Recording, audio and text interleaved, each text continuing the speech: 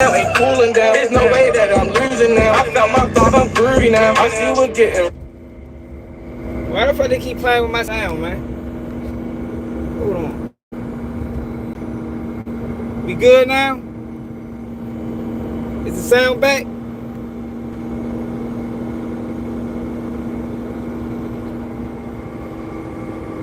Yeah, we're gonna talk about that. Are we back? All right. Yeah, we're gonna talk about ICE. We're gonna talk about World War III because it's coming, and I warned y'all about it. And I'll tell y'all what I think it looked like the United States is doing when Venezuela, Colombia, Greenland. Look like we got a master plan we trying to put together. You know, we trying to put together the pieces on the chessboard because 2027, like I told y'all earlier this year, China is scheduled to take over Taiwan, and that is going to jumpstart World War III. Remember I told y'all that, y'all. Y'all now just be on here talking and shit.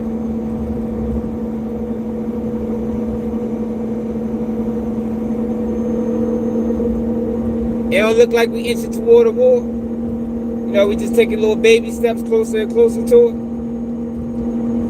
You don't think these other countries not paying attention? We just seized the oil tanker in Russia. We just seized the bitch. Big ass oil tanker took the motherfucker. It's ready to get real, y'all. On our way home, we're gonna get in front of the computer, bro. Let me my man Rex again.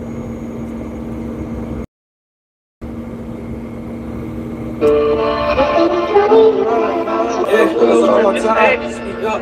I've been, and I say it get greater later now. I see my time is here. I'm politicking with the jeweler. I need all my diamonds clear. And this shit straight up off my head. Myself the only thing I think. It feel like we just was kids. Now all my niggas doing big. And I done did this shit with passion. It ain't about who get rich the fast. And I know niggas heard I passed. I pay my block, my top down drag. And they can't take away my strike. I'm trade your soldiers for my ice. Now free melty with these nights. And that's just purpose. This foot like I love the moon and Mars and white. When I was but he sneak tight. And now just call me on the bike. I'm like, we rich, he say that's right. And we got choppers, AR speak. I speak my story through your speakers. Just hold on, this shit get deep. I don't feel a bitch, that ain't nothing to keep. Let a bitch drop back while I'm chillin' with my feet up. Now the jet drinking lean out of teacup. Down on the paper, they really want beef. Shots in the truck, just 3 of us. I took a real big chance with the team up. Fucking in the vet, then I'm working in the ring up. I be good, I'm still 20 on the finger. Hit a little play, then I go make a banger. I ain't interfere with it's real, it's dangerous. I feel like a slave, cause the judge try to hang us. Even though I still be serving, I'm famous. They ain't just mad that they can't even tame us. I'm wearing my jeans and look like painted. I done cashed out on the vet, no payment. I ain't on the bottom of the map, I claim it. I ain't with a man and I feel like raining. When I get a whole one done, I fainted. I be on the block with a big ass chain. I don't even know I'm around, I'm saying. Bitch, nothing lingo, we gang. I be tripping in the latest. I'm the richest, I'm the greatest. Politicking in the basement, gotta keep these secrets safe. I run with killers, dealers, takers. One bell, one wood to bake. Pray for these moments, I was patient. We get down and we get paper. And I got way more to talk about. I'm the one that bring the choppers out. Now I see what the top about. We call this house the chopper house. I school them breaking rulers out. I'm hot right now, ain't cooling down. There's no way that I'm losing now. I felt my thoughts, I'm groovy now. I see what getting rich about. My life is like a movie now. APs, Doc Glocks, and Uzis now. I came my way from moving past. There's no way you can use me now. Thought you was here to hold me down. 3 years straight rockin' rollers now. This money make the world go round. And it's really funny. Pull up bangers filled with honeys. I got love for all my dummies. And we real beside the money. I got 50s in my rumble. I'm like Tarzan, king of jungle. I'ma need another bundle. I hit place it when I want to. 100K, I made a couple. I'ma give you niggas trouble. 1,000 blues and gold duffels. I won't hesitate to bust you. They don't know the shit I'm up to. You don't fuck with bro, then fuck you. I'm on West, but still be thuggin'. Couple noodles, bag of ruffles. And you see my did this shit with passion. I done did this shit with passion. I done fell in love with fashion. I done did this shit like magic. Definitely so like it's plastic. Can't invest in tracks and transit. This switch you so fast, it's magic. Run through clips soon as you tap it. In the streets, this shit about lasting. This the real life of a savage. I'ma die about this, you laugh. And I might swerve road boys off Aggie. And I don't see road boys, I'm dragging. And I still got my old pal bag. From Hollywood, I come from Longwood. I might turn my blight to Cali. I got stashes in the alley. I'm still serving, I'm still at it. Now Cubans up and get them. And they won't catch up if I let them. I'm pathetic, getting better. I'ma need Rolls Royce umbrellas. I do this shit for the fellas. You don't know me, why you jealous? I'm letting get in cheddar. My life a movie, no script, just action. My life a movie, no script, just action. So look, right? Yo. This is how guys are treating hair loss in as little as 3 to 6 months. Like, look at this. He went from this to this.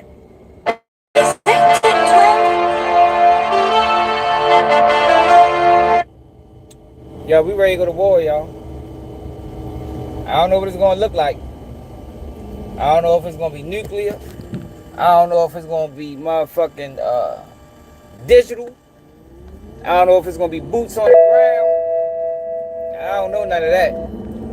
But what I do know is we ready to go to war. And what JB said, I agree with it. Right now, we are setting up for position.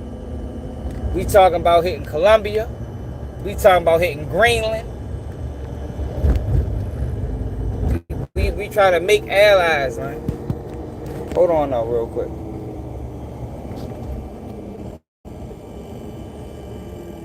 Hold on, y'all. Yeah, though, that's what it looked like going on, y'all. That's what it looked like going on. We try to gain position. We try and make allies. Like, I didn't know you could make allies. I thought the allies was the allies, but it looked like our, what you want to call it? Our mission or our agenda is we on some get down or lay down shit. It's either you gonna fuck, if you ain't fucking with us, we're gonna make you fuck with us. Because we are ready to go to war with China. And if y'all want to be totally honest, China's getting too big, man. In order for the United States to remain a superpower in this world, yo, we got to hit China, man. They too big. Technology moving too fast. They getting too big, man. And this ain't no situation where we can share the top. There's no sharing the top, yo, in this world, yo.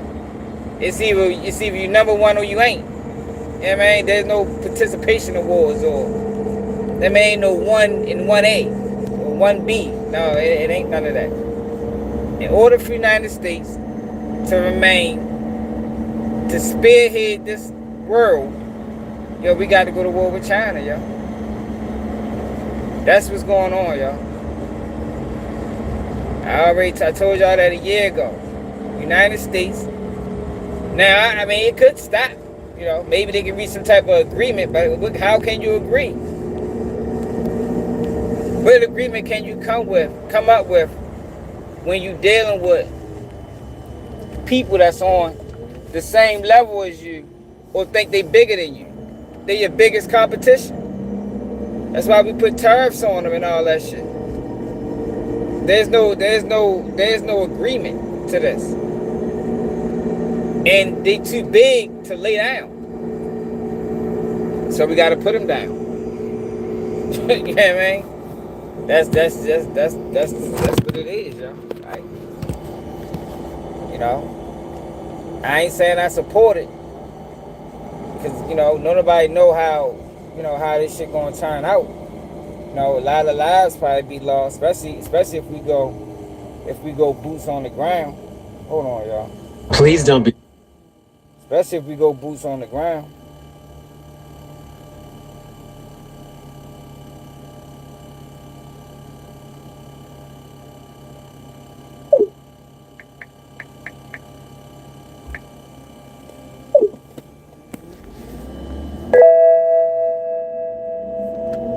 Especially if we go boots on the ground, y'all. It's gonna be. And that's one of the reasons why Kamala Harris couldn't be president. You know, wars are set in advance. You know what I mean? Like I said, the war is supposed to be in 2027. That's a whole year from now. It's a whole year from now. And I think the premise of the war is because China got too big. They got too big, yo. They're gonna be bigger than us.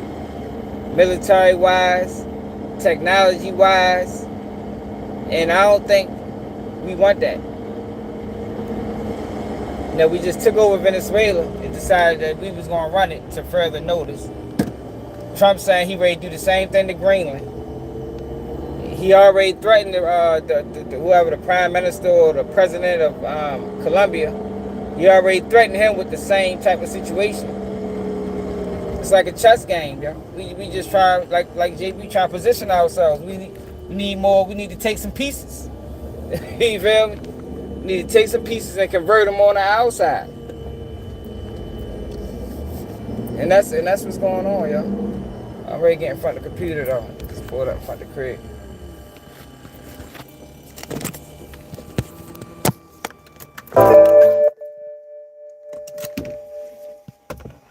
No, China can't fuck with us, yo. But you see, that's what I'm saying. We gotta.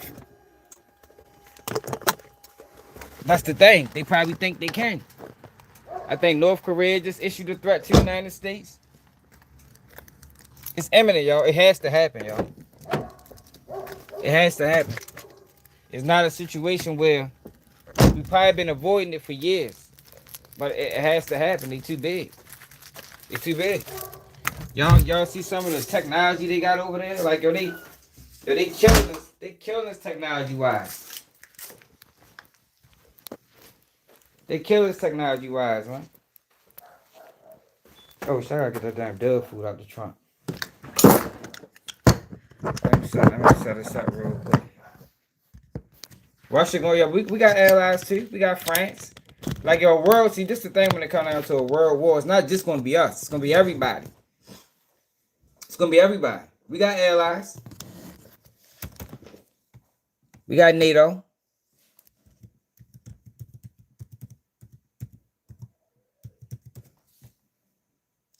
Like, now I don't know if this is gonna be a cyber war or what kind of war this is gonna be, but I can tell you, based off of information I got from people that would be in the know. You know, I got sources now. Don't forget we got sources, y'all. I know we ain't reference our sources in a minute. But don't forget we got sources.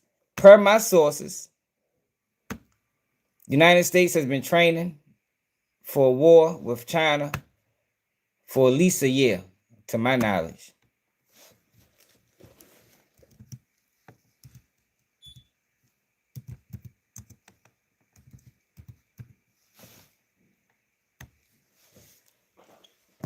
For at least a year, to my knowledge.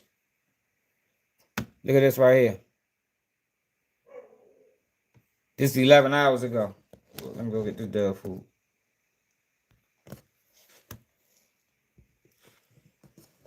Breaking news with a major development just moments ago. Sources just confirmed to CNN that the United States has seized an oil tanker that had been linked to Venezuela. Now, Russia is responding to the seizure, saying they are the owners of this vessel. The Trump administration has not acknowledged the Russian status, claiming the ship to be stateless, but nevertheless, you can see the sensitive nature of the situation. Russia had sent ships to track and maybe even protect this vessel over the last 24 hours. The United States has been tracking it across the Atlantic. It's the same ship that the Coast Guard had tried to seize last month near Venezuela. They were unable to board it, and the ship changed course and fled. But now, the breaking news, the United States has seized it. Nick Robertson, tracking the developments for us. Nick, what are you learning? Yeah, over the last few days, John, U.S. Air Force has been flying P-8 surveillance aircraft tracking this ship as it came into the northern Atlantic. It's been heading sort of skirting wide of Ireland, heading up towards Iceland and that sort of gap to go towards the north of Russia, the Arctic Circle. Marine tracking experts believe a vessel of this size was likely headed towards Murmansk. That was the track that it was on, but that all came to a sudden screeching halt about 2.5 hours ago. Marine trackers noticing that the ship turned direction at that moment. And this really comports with the information we're getting now that the ship has been seized by U.S. military and Coast Guard. It has been tracked closely by them, as we say, since it fled the coast of Venezuela about 2 weeks ago. What makes this even more interesting, if you will, the ship, when it started its journey 2 weeks ago, was called the Bella 1. Halfway along that route, it changed its name to the Marinera and reflagged itself as Russian. Not clear why. Were they trying to get protection from Russia? Was it always Russian? Unclear. The port that it appeared to be headed for in the past couple of days does appear to have been a Russian port. But now that ship has turned around, no longer heading north, for the last couple of hours heading south. Not clear where it will end up. It is believed to be empty, or at least devoid of oil. We don't know what else or who else may be on board of it, but certainly enough for Russia to deploy military assets to try to give it some shadow of some kind of protection, and clearly not enough to deter the U.S. Coast Guard and the U.S. military assets that seized it a few hours ago, John. We got video of this. Tracking the situation for us. Let's go to the White House now. CNN's Elena Treen is there.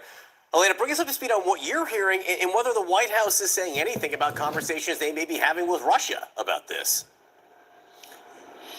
Yeah, look, I'm actually, so this has been a big thing that they have been, considering, John, regarding the seizure of the oil tanker. And it comes, of course, as they have really made moves to seize other tankers off the coast of Venezuela. With the administration view largely on this is that they had already moved forward with this operation in trying to get what was previously known, as Nick laid out, as the Bella 1 oil tanker. And so this does add the fact that Russia has, tried to claim ownership of it, that they renamed the tanker, does add complications to it. But John, I do want to get to some of the new reporting I have as well, and what we are learning about the Trump administration's conversations as it relates to Venezuela and what they need to do, the conditions they need to meet in order to resume oil production, which is, of course, one of the priorities for Venezuela and to continue with their economic stability. So sources have told me, White House officials, I should say, that the Trump administration has translated to Delcy Rodriguez, the now interim president of Venezuela, that in order to resume oil production and oil sales, they must sever. It's the American way, yo. Yo, this is the American way.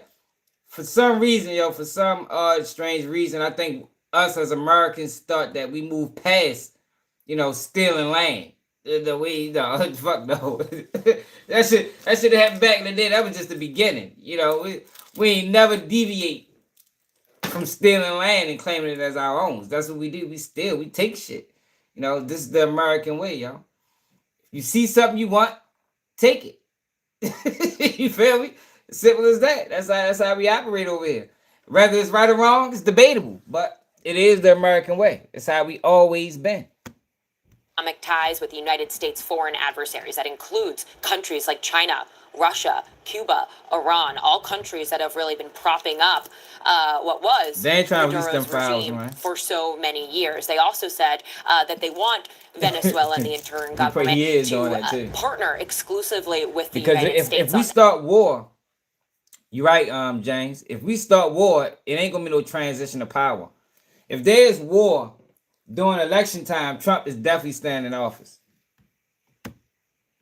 Yes, now, of course, this comes as the president has been making clear that a key goal this entire operation and the next steps for Venezuela is to try and have the U.S. have a higher stake in their oil. I'm also told, according to a senior White House official, John, that the president is meeting with different oil executives at the White House on Friday. That includes companies like Chevron, which I should note is the only U.S. oil company currently operating inside Venezuela, but also companies like ConocoPhillips and ExxonMobil. I'm told other American oil executives are expected to be at that meeting as well.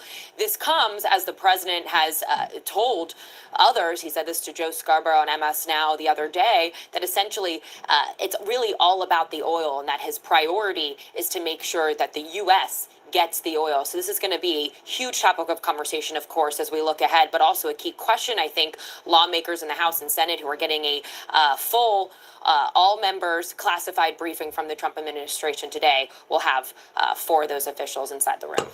All right, Elena Treen at the White House for us, and our thanks to Nick Robertson, who's tracking the situation with that now. Look, it's video of this seizure, y'all. I'm gonna show y'all the video. Then we're gonna go back. Show y'all. Like Trump is like enamored with our military. He loves it. He loves using them at his disposal. Look at this. Look at this shit. Like he said in the other when he raided Venezuela, he said, "Man, I wish you guys could have seen it." So here you go, right here.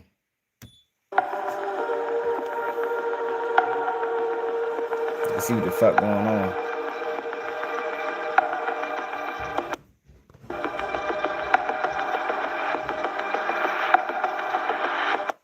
Can y'all see that?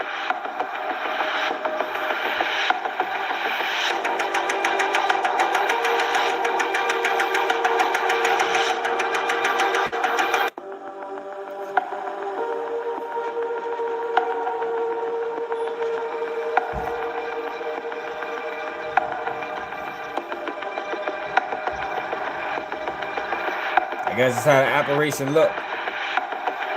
That's us on the tanker. Taking it over.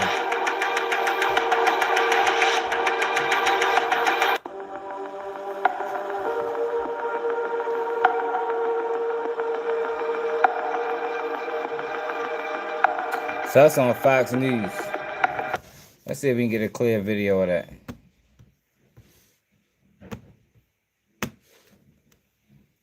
United States takes over Russian tanker, Fox News.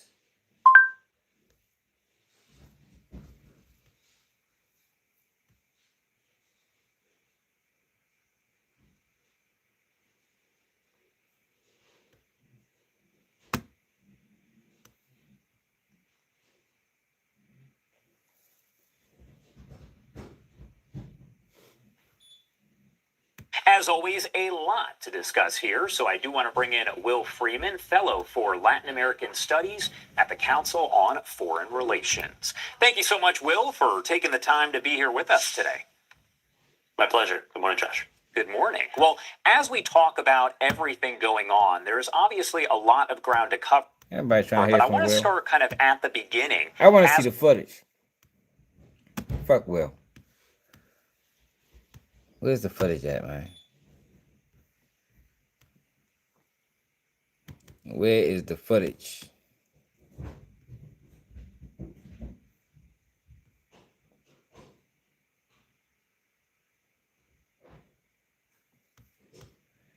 U.S. tanker standoff.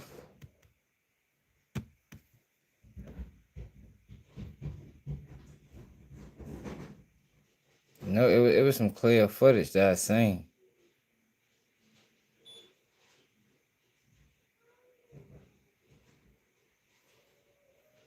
Is this it? Let's see something.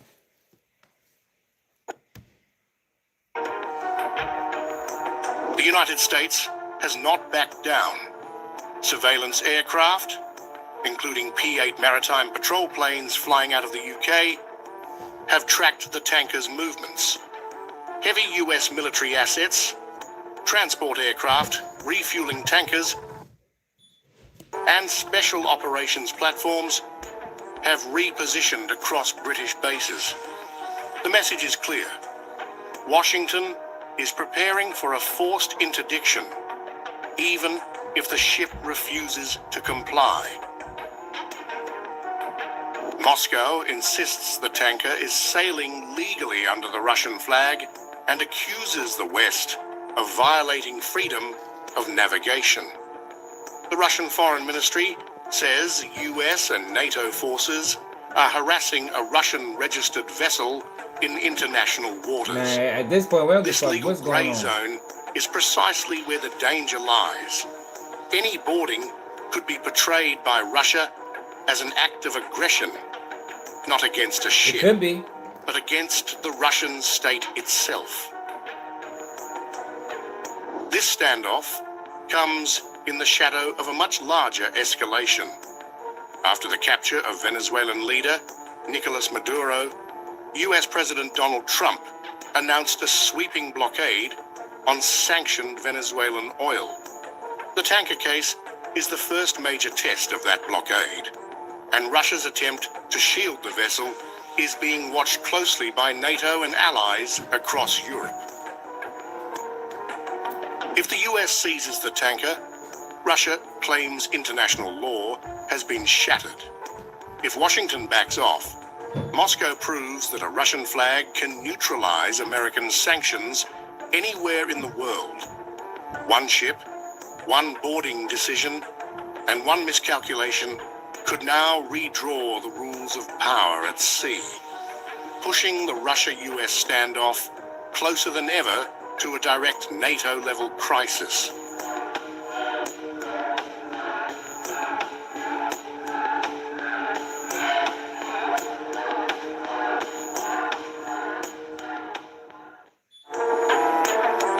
A single oil tanker is now at the center of one of the most dangerous geopolitical standoffs unfolding in international waters.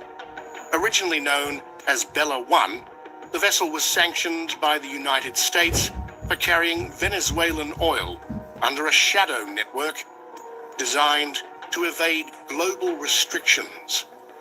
As US forces moved to intercept it, the tanker did something extraordinary. It claimed Russian protection, instantly turning a sanctions chase into a potential great power confrontation. While being pursued across the North Atlantic, the crew painted a Russian flag on the hull, and the ship reappeared on Moscow's official registry under a new name, Marinera. Russia then issued a formal diplomatic warning, demanding Washington halt the pursuit.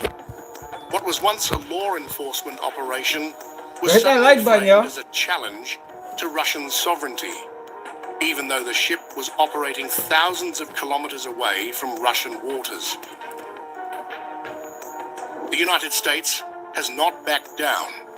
Surveillance aircraft, including P-8 maritime patrol planes flying out of the UK, have tracked the tanker's movements. Heavy US military assets, transport aircraft, refueling tankers, and special operations platforms have repositioned across British bases. The message is clear. Washington is preparing for a forced interdiction, even if the ship refuses to comply. Man, it's a lot going on right now, man. Maybe they is trying to hide the Epstein files. You know, maybe that's just an attempt to keep the Epstein files under wraps, because ain't nobody talking about that shit no more. So who did this? Today, the United States seized 2 more oil tankers in pre-dawn operations. U.S. officials say they were either last docked in Venezuela or headed there. One of them was a Russian-flagged tanker that had been evading American forces for weeks. Energy Secretary Chris Wright said today that the U.S. plans to oversee the sale of Venezuela's oil indefinitely, and some sanctions against Venezuela will be lifted. Officials say those funds can go back into Venezuela to benefit the people who live there. Yeah, they say they are not generating any revenue from the oil. He's going to seize the oil indefinitely. Oh yeah, and we're going to lift the sanctions. Fucking back the fuck you is. There's no need to sanction them if we controlling the oil flow. Fuck is, you might as well just, shouldn't be no sanctions. Yo, Donald Trump is out this bitch. Wow. Yeah, this is crazy. They can't move it unless we allow it to move, because we have sanctions, because we're enforcing those sanctions. This is tremendous leverage. We are exercising it in a positive way. Today's developments come just days after U.S. forces captured Venezuelan leader Nicolas Maduro. Now, hold up. So, did y'all see what Trump said about Greenland? Donald Trump threatens Greenland.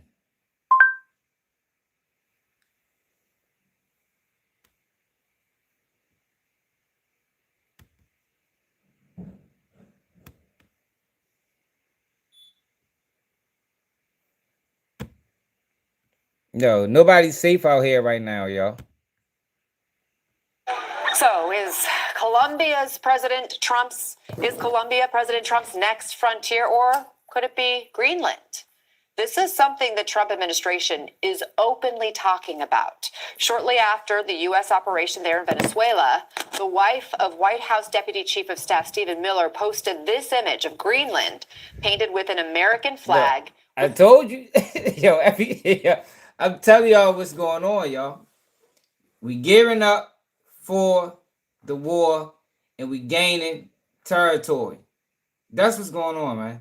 Fuck all that rhetoric, the old shit. Yeah, that's a side mission. Yeah, but the main objective of what's going on right now is we're preparing to go to war and we're gaining territory. That's what's going on, y'all.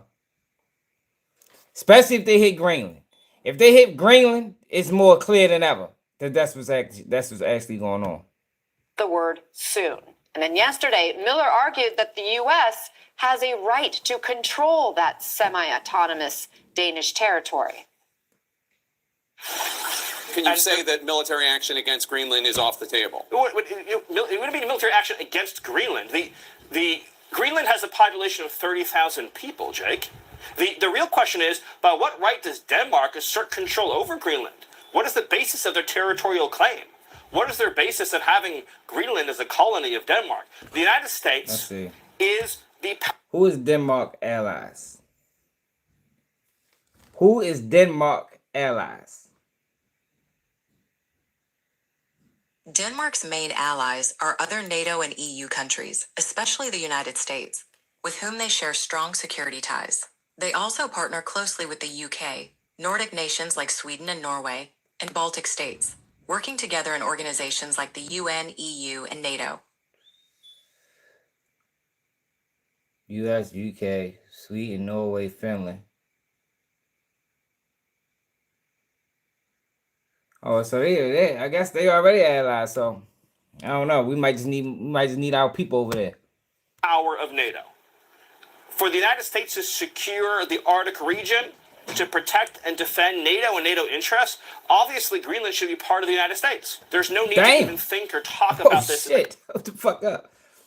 Yo, so yo, now in the near future, yo, you will not need a passport to go to Greenland. Greenland is going to be officially a part of the United States, y'all. And we is adding states. Yo, before the year's over, yo, we going to be, how many states is it right now? It might be 60 of them bitches before 2026, so it's going to be 60 states in America, y'all. You can go to no passport, no nothing. You heard me? Just board a flight and go. Cause look like that's what we headed at. That man said, yo, what the fuck is this? Yo said, fuck them up. Yeah, I know they our allies, but you know, we don't fuck with them like that. You know, they more of an associate. We ain't family or nothing. No need to even think or talk about this in the context that you're asking of a military operation. Nobody's going to fight the United States militarily over the future of Greenland. Joining us now, former U.S. ambassador to Denmark under the Obama administration, Rufus Gifford. He also served as chief of protocol in the Biden administration and finance chair of the Harris campaign. I see you there shaking your head after hearing what we just played there from Stephen Miller. Before I get your full reaction, quick fact check. Greenland's population is actually nearly double what we heard from Miller, roughly 56,000, according to the Danish government. What is your response to Stephen Miller? Well, yes. I mean, where do you start, Anna? First of all, thank you for having me on to talk about this critical issue. But it's also kind of extraordinary that the Deputy Chief of Staff of the White House doesn't understand how NATO works. That this idea that we need Greenland for national security is extremely flawed simply because NATO is constructed as an alliance that any national security incursion, hostile engagement against a NATO ally. I guess we ain't that close, like I said. You know, they more like distant cousins. You know how you got cousins that live in another state that you ain't never seen it, but they're your cousins. It's one of them types of situations, you know. Yeah, we fuck with them, but, you know, not like that. You know, we don't fuck with them enough not to take over their land and call it ours. No, fuck no. We don't fuck with nobody that close. Would require a collective response from the entire alliance. So whether the United States controlled Greenland or Denmark controls Greenland, we're both founding members of the alliance, actually makes no difference because the Poles, the Canadians, the Italians, all of us would be compelled to respond were there an incursion. JB said Greenland right across from Europe, which puts us closer to strike Russia. Yo, we gaining ground, man. We preparing for the war, y'all. Just get ready, y'all. Don't be surprised when it happens. The naivete associated with what Stephen Miller said to Jake Tapper last night is really what I'm struck by, in addition to just so many other things about this topic, Anna. So you're not buying the national security argument? No, I'm not, because simply this. Look, I believe this. I believe that all of us, Americans and the NATO alliance, generally speaking, needs to take Arctic security more seriously. I do believe we've taken our eye off the ball. That is why it's just remarkable. It's remarkably important to have strong alliances. Places like Canada, like Denmark and Greenland, like Norway, all of which border the Arctic Ocean. Most of us are NATO allies, and we need to work collectively in order to secure the region as the Russians have continued to build up their forces there. Yep. The last thing you want to do from a national security standpoint globally is anger our best allies in the world, or our NATO allies. In fact, several European leaders reaffirmed their support of Greenland as part of NATO through Denmark, writing in a joint statement, Greenland belongs to its people. And Denmark's prime minister says Trump's threats to take over Greenland should be taken seriously, warning any U.S. attack would mean the end of NATO and the international order that has stood since the end of World War II. Is that how you see it? Well, Trump, his last time, right? Trump last time, wasn't he trying to separate from NATO? Who remember that? During Trump last term, if I ain't mistaken, he was trying to separate from NATO.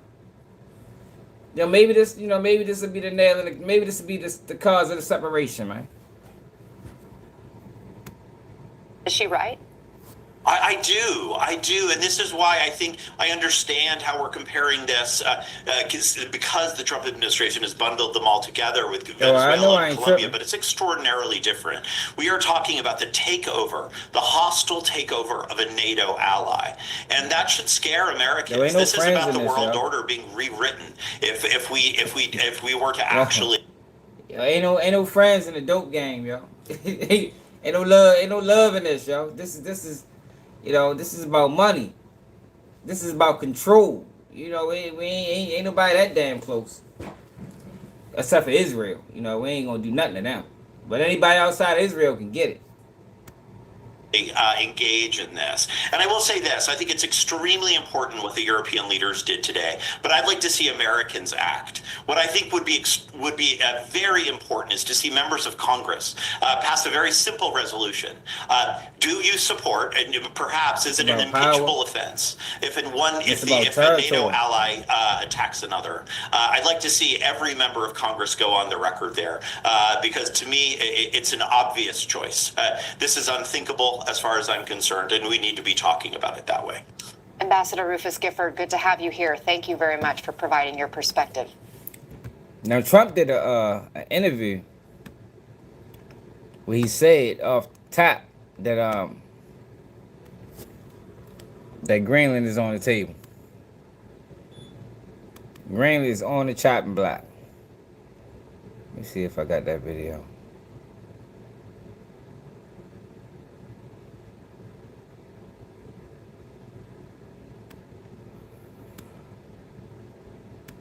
Nope, I ain't got it.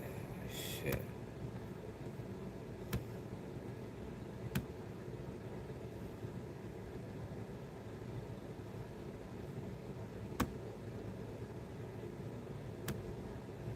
We need Greenland from a national security situation.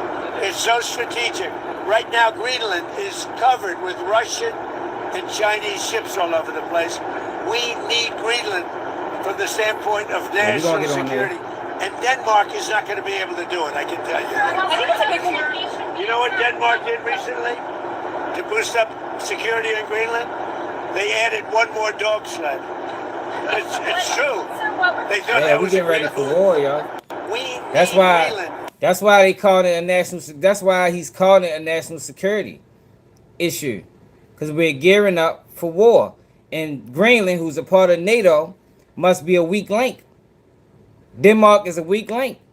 So what we're doing right now is we're looking at the globe, looking at our allies, and we're trying to figure out if shit get real, will they be able to hold their own? And obviously, I guess the Trump administration is saying no, they can't. They can't.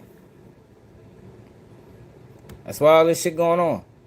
You see what he said about the Colombian president. By the way, you have to do Mexico. something with Mexico. Mexico has to get their act together because they're pouring through Mexico, and we're going to have to do something. We'd love Mexico to do it. They're capable of doing it, but unfortunately, the cartels are very strong in Mexico. I remember one time you actually, speaking of Mexico, I asked you about Claudia Sheinbaum, and you told me at one point you had offered to send U.S. troops into Mexico to combat drug trafficking there. Is that something you Well, I like Claudia. I think she's a terrific person. I would say every single time I talk to her, I offered to send troops. And she's just not willing? She's concerned. She's a little afraid. The cartels are running Mexico. Whether you like it or not, it's not nice to say, but the cartels are running Mexico. By the way, you have to do something with Mexico. It's the American way, yo. That's what we do, Trap, but we step on shit, man. Like I always be saying, yo, when niggas be talking about the streets and the streets this and streets that, man, the streets is a replica of politics, and politics is dirty, it's cutthroat, it's grimy, and people get stepped on. You know, it's either you move, or get moved. You understand? And that's how Trump is running this country right now, yo. I think that's how the country always been ran. I just think when it comes down to Trump, he's just more open and honest about his intent, as opposed to giving people political answers. That's what it always been, yo. Move or get moved. Roll or get rolled over.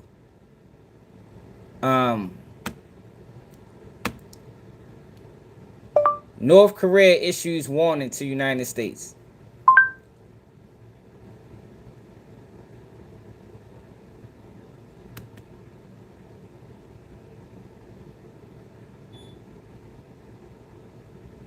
I thought I was saying something.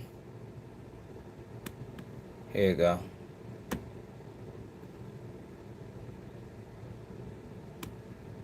Well, now let's shift our focus to North Korea. U.S. military action in Venezuela has sent shockwaves all the way to the Korean peninsula.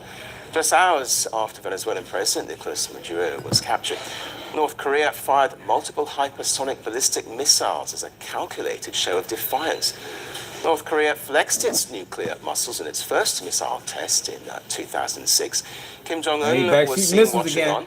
According to North Korean state media, the missiles hit targets about 1,000 kilometers away into the sea east of North Korea. During the test, the country's leader reportedly said it's important to maintain or expand a strong and reliable nuclear deterrent because of the recent geopolitical crisis and various international circumstances. Before the launch, Kim also visited a munitions factory inspecting military equipment, and there, the North Korean leader reportedly called for doubling the production capacity of tactical guided weapons. In recent weeks, Kim Jong-un has stepped up high-profile visits to weapons factories, including a nuclear-powered submarine. Well, the last time Pyongyang tested a ballistic missile was just weeks ago, on November 7th. The timing of the latest appeared to be calculated. It came just hours after the U.S. attacked Venezuela. The Trump administration launched airstrikes on Venezuela and captured the country's President Nicolas Maduro and his wife. Well, Maduro now faces sweeping drug trafficking and weapons charges. Why take his wife, though, man? Let the wife go, man. Condemned the U.S. action, calling them rogue and brutal, and accusing Washington of blatantly violating Venezuela's sovereignty. Pyongyang termed Maduro's removal as a wanton violation of the UN Charter, accusing Washington of trampling sovereignty, non-interference, and territorial integrity. Experts say that the raid raised concerns for Pyongyang, reinforcing long-held fears that Washington is willing to topple hostile regimes. For decades, Pyongyang has defended its nuclear and missile buildup as a shield against what it calls Washington's regime change ambitions. Also, yo, nobody grab the wife, yo. Maduro's socialist government. Let the wife go, man. Somebody hit Trump, man. Somebody inbox Trump, tell him let the girl go, man. What the fuck she got to do with this shit, man? Venezuela have shared close ties since 1974, bound by decades of diplomatic solidarity. Regular exchanges and a common anti-US stance now make Washington's move especially jarring for Pyongyang. Kim Jong-un could be viewing Maduro's arrest as more than a regional flashpoint. It could be an existential warning. Experts say North Korea is likely to become even more committed to nuclear weapons after witnessing Maduro's arrest. So as Washington strikes Venezuela and captures Maduro, Pyongyang answers with missiles, raising a chilling question. Is Kim Jong-un signaling deterrence or preparing for a dangerous confrontation with the United States? The world doesn't fit in boxes, so why should your news? From battlefields to yeah, but they gonna let it go. Negotiation tables, from internet outrage to real-world injustice. The conversations everyone is having and the ones they're avoiding. It's the same show, but yeah, it's going down, y'all. Like, you know, war happens subtly, and I think we're just inching closer and closer and closer. I think China responded. Let me see. China responds to the United States. Cause that's the target. The target is China, man. The target is China. That's the main objective. That we got to take China down. They're too big. They're too big. Got to take them down. What's this? China, Russia, the U.S. Fuck, is this a congressional hearing? It's 2 days ago. Yo, I don't know, bro. They say he was selling drugs. I thank the representative of Colombia for her statement, and now give the floor to the representative of Russian Federation. Mr. President, first and foremost, we wish to congratulate you on your accession to the presidency of the Security Council. And second, we wish to welcome the newly elected members of the Security Council.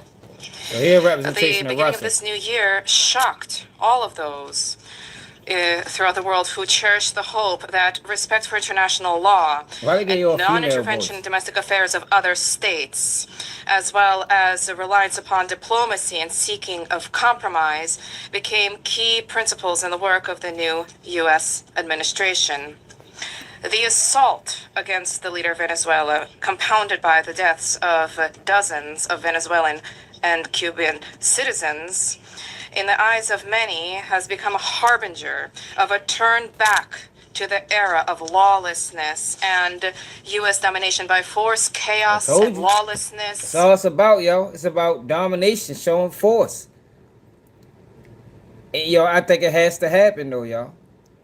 Like, I think it has to happen, man. When it comes down to China. Now, everybody, all these other places, they just pawns to the, you know, to the chessboard. But when it comes down to China and maybe Russia, they're getting too big, man. Which continues to afflict dozens of states in various regions of the world. There is no and can be no justification for the crimes cynically perpetrated by the United States in Caracas. We firmly condemn the U.S. act of armed aggression against Venezuela in breach of all international legal norms. In connection with the confirmed reports about the presence of the abducted... They're getting too big, bro. Have you seen the technology over there? I guess not, right? In a perfect world, right? Another country can thrive without us. But in the world we living in, no, hell no. This shit about power. You know what I mean? This shit about money, control, power, influence, and that's it. That's it, yo. And we can't allow another country to dominate us. You know, we can't allow it. It's like 48 laws of power, you know. It's just, it's a business, man. And America has to be the biggest business running. And when there's a threat to a business as big as yours, in the business world, what you'll normally do is you'll just buy it. But I don't think we can buy China. So the only other option is to go to war with them. See who wins. President of Venezuela. The fuck happened? Nicolas Maduro and his spouse in the United States. Today, as we are aware, in New York, we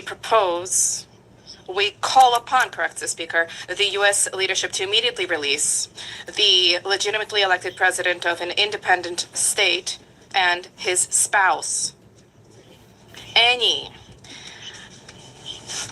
problems existing or conflict between the United States and Venezuela need to be resolved through dialogue.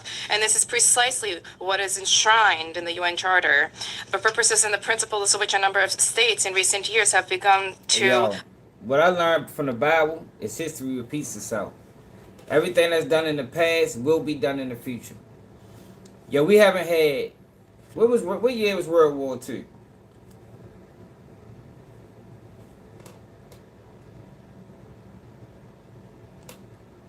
What year was World War I and II? World War I took place between 1914 and 1918. World War II occurred from 1939 to 1945. Yo, so we haven't had a war in 81 years. We about due for another one, man. The first time frame was what? 1914, 1939. What's that? 29, 39. That was only a 20-year difference. We went 80 years without one. It's about time, man. Apply selectively, depending upon the political landscape. Today, we are reaping the consequences of their recklessness and selectivity in matters related to respect for the norms of international law, which were linked to the so-called rules-based world order.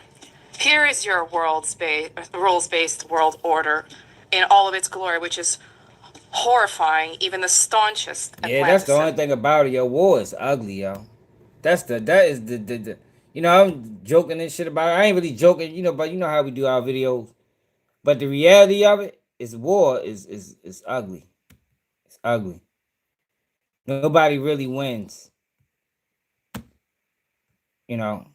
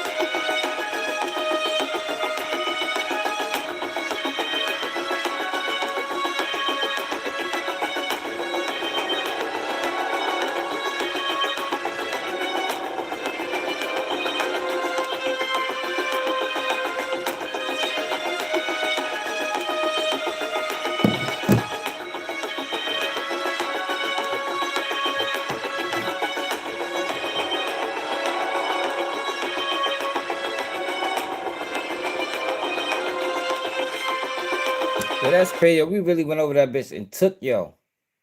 What the fuck? Yo, America wild, man. Yeah, but now they saying he's not a drug trafficker. Did y'all see that? The official report of his arrest, they're alleging that he's actually not a drug trafficker. Did I say that? A statement from John Harbaugh.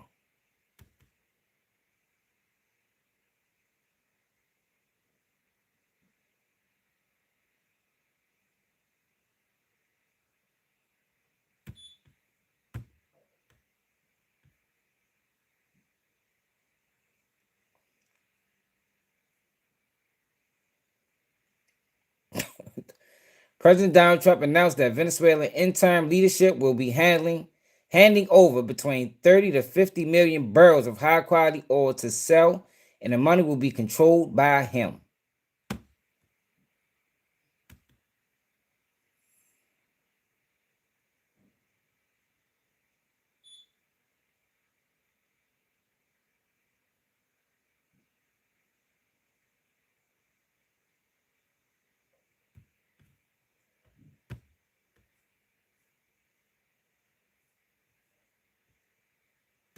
We just read that.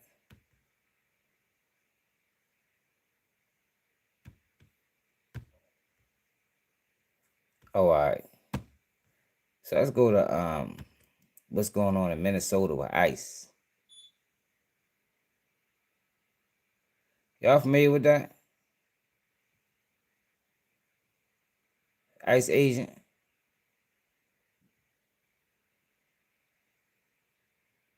What's up that video? Is this it? Oh, that's not it. That's how they call him brazen.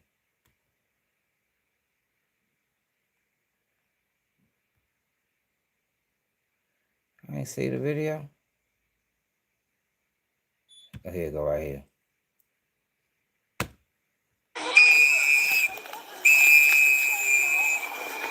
Them ICE agents is acting a fucking fool.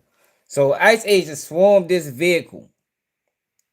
A Mexican woman, I guess she's an illegal immigrant. And Trump said she tried to run over an agent, but I didn't see that. Like, it's hard from this video to even tell. Oh, so she a white woman. It's hard from this video to even tell who shot first, or who shot. Get the fuck out of our neighborhood!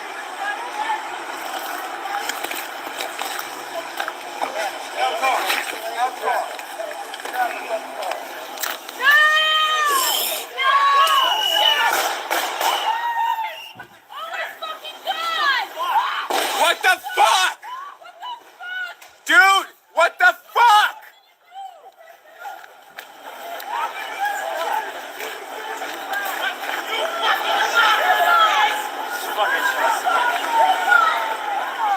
Dude, you did a murder for what? They fucking killed that woman. So let's see what's going on. ICE agent Minnesota.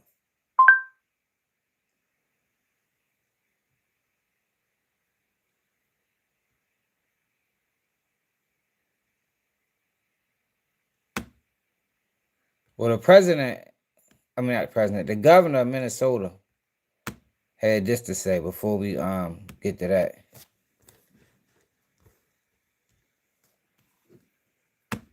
There's little I can say, again, that'll make this situation better, but I do have a message for our community, for our city, and I have a message for ICE.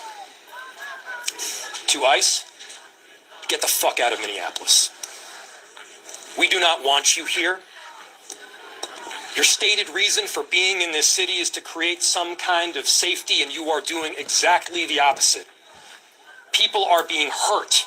Families are being ripped apart. Long-term Minneapolis residents that have contributed so greatly to our city, to our culture, to our economy are being terrorized, and now somebody is dead. That's on you. And it's also on you to leave.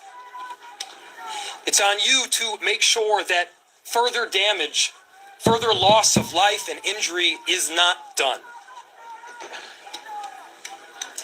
We're going to be working towards justice as quickly as we possibly can right now, and justice is what we've all got to get. There's little I can say, again, that'll make... So, this is what Trump said before we, this is what Trump said about the situation. Can y'all see this? I've just viewed the clip of the event which took place in Minneapolis, Minnesota. It is a horrible thing to watch. The woman screaming was obviously a professional agitator. This nigga. And the woman driving the car was very disorderly, obstructing and resisting, who then violently, willfully, and viciously ran over the ICE officer, who seems to have shot her in self-defense based on the attached clip. It is hard to believe he is alive, but he's now recovering in the hospital. The situation is being studied in its entirety. But the reason these incidents are happening is because the radical left is threatening, assaulting, and targeting our law enforcement officers and ICE agents on a daily basis. They're just trying to do the job of making America safe. We need to stand by and protect our law enforcement officers from the radical left movement of violence and hate. I don't know what the fuck he just watched, but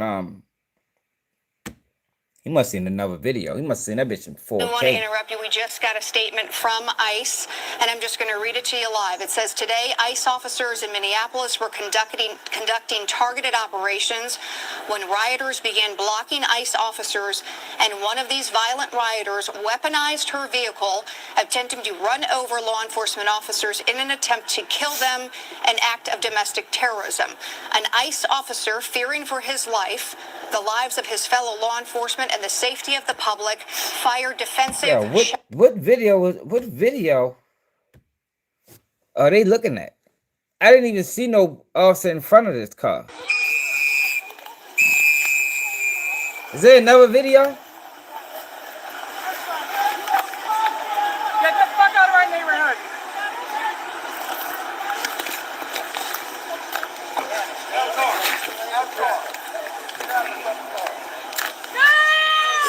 What's up, Fly Gemini?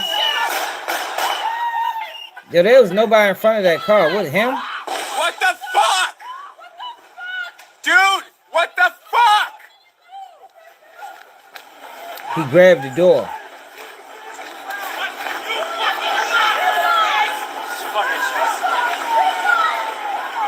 Dude, you did a murder for what?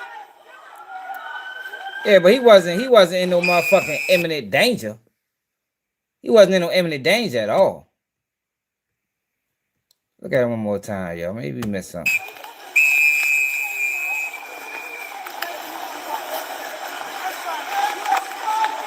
Get the fuck out of our neighborhood! Oh, it do look like he over there next to the door.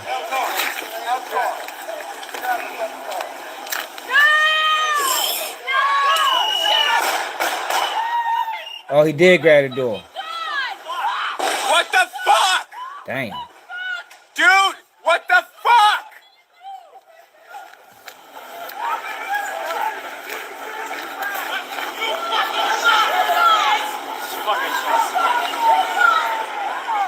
Dude, you did a murder for what? Yeah, I don't know what video Donald Trump's saying, but that video does not depict what he said in that statement at all. Shots. They go on to say he used his training and saved his own life and that of his fellow officers. That like button, y'all. The alleged perpetrator was hit and is deceased. Thankfully, the ICE officers who were hurt are expected to make a full recovery. This is the direct consequence of constant attacks and demonizing of our officers by sanctuary politicians who fuel and encourage rampant assaults on our law enforcement, who are facing 1,300% increase in assaults against them, 8,000 increase in death threats. They go on to say this is an evolving situation. We will give the public more information as soon as it becomes available. So again, that statement coming just in from ICE confirming ICE-related Yo, shooting. where'd you see that at? Victim. Don Jean Bovey. You see that in this video? Is there another video of this incident? You said he shot through the windshield. He was hit by the car and fired the shot. Where did we see that at? It's another angle? Who got the other angle? Get the fuck out of our neighborhood!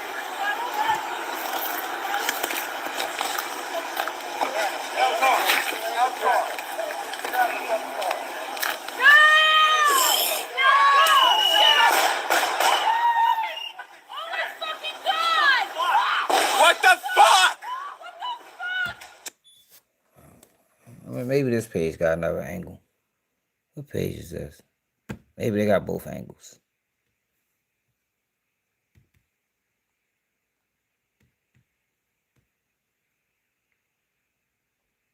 You!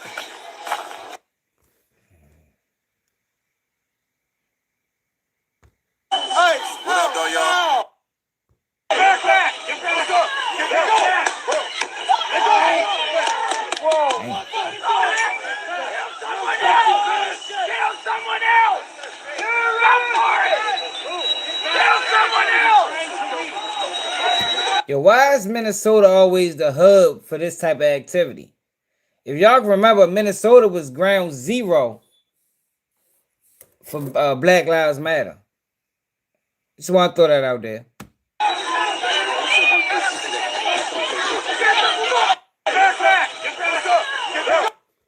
Just want to throw that out there. You know, people can take that how they will.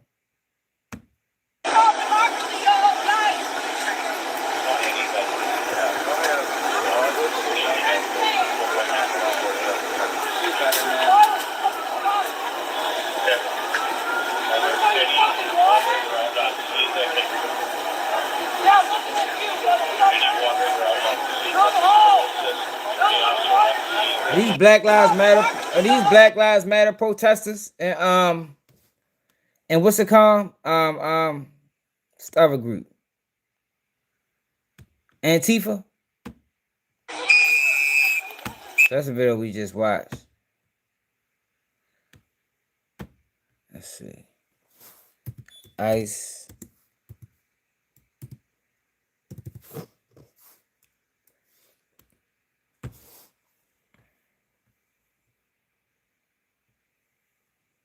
Okay, here go another angle.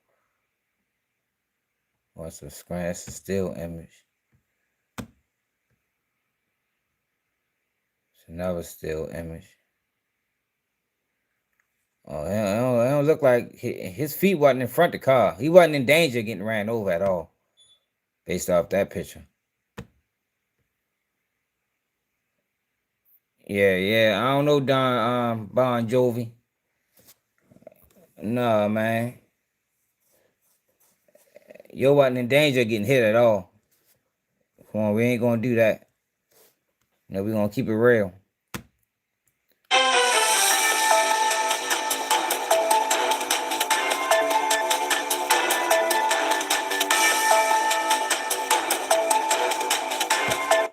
So we gotta find that angle then.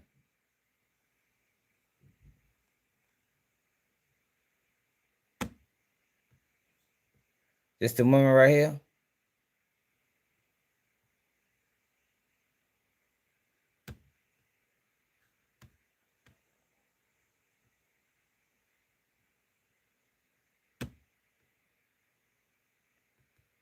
We gotta find that angle.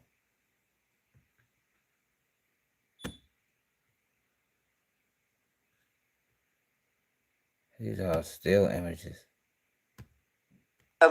Who's reporting on what is. I'm trying to find a different angle.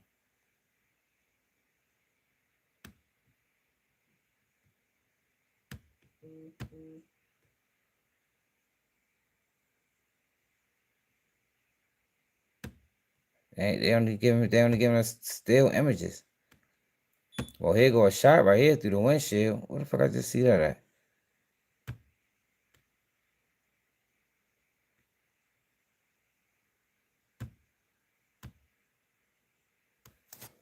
Damn.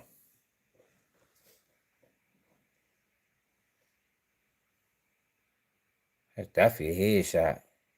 That's blood on the fucking seat.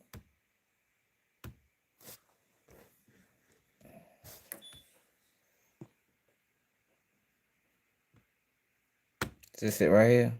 No. That was 2 days ago.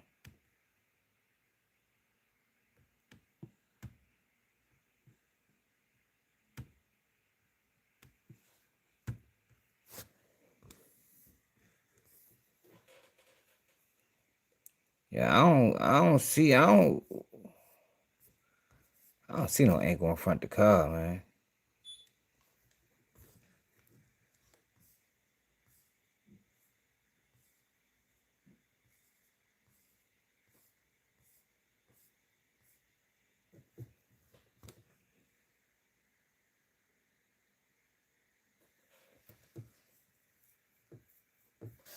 I'm not. I'm clicking different photos. They just all showing the same thing.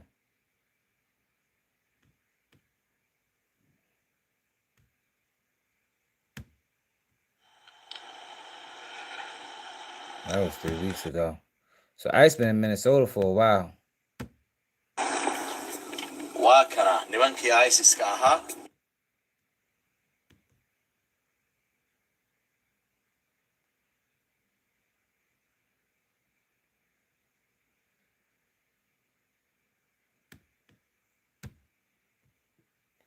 Yeah, they're not giving us videos. Why they?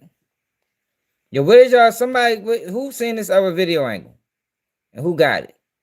I can't go to X on my if I can do it from my phone. Hold on, I'm trying to find I'm trying to find on my phone. What this woman say? This morning we're going after MS-13 gang members. That was 44 weeks ago. That was a minute ago. So they've been out that bitch for a minute.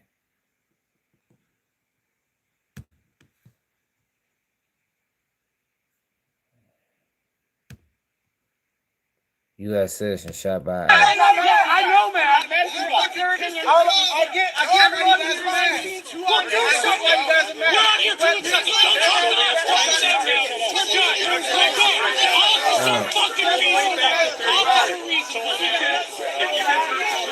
I'm gonna try to find it.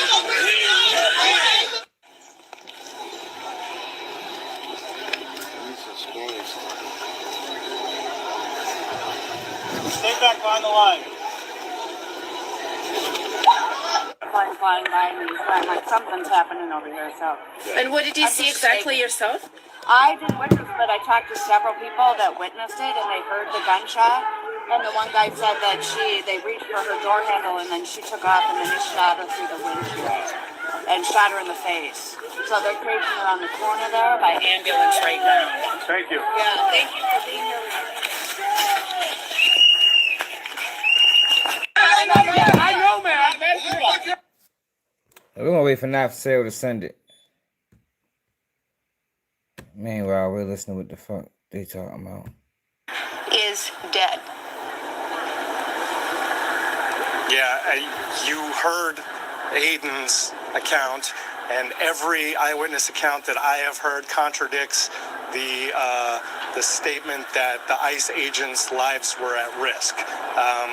But that's why we are asking about video. That's why we're asking if some of the observers have the video and whether the ICE agents are wearing the body-worn and using the body-worn video, because that would help us know for sure. But again, I've talked to 5 eyewitnesses. All of them contradict the ICE statement that their agents were at risk when they started shooting. Yeah, there are a lot of layers here. We are learning a lot more. This is obviously a volatile situation in the sense of news gathering, and it's happening very quickly. We're getting comments. We remind everyone, too, that we will be hearing from Mayor Jacob Fry and Chief Brian O'Hara at a 12:15 news conference. We'll, of course, bring that to you live when it happens. Corin, we also have video of Karen Scullin, one of our other reporters on the scene. She was also apparently involved with some of the pepper spraying that was going on. Yeah, I believe we have the video if we can show that. All right. There you can see Karen wearing the blue jacket there. This her? It appears oh, it's just a still picture. But Karen did say that they were there on the ground. She says... All right, so Not for Sale just sent me the email. Let me check.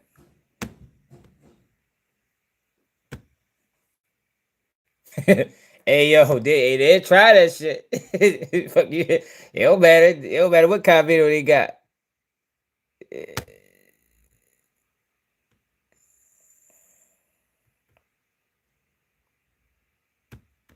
Where the video at?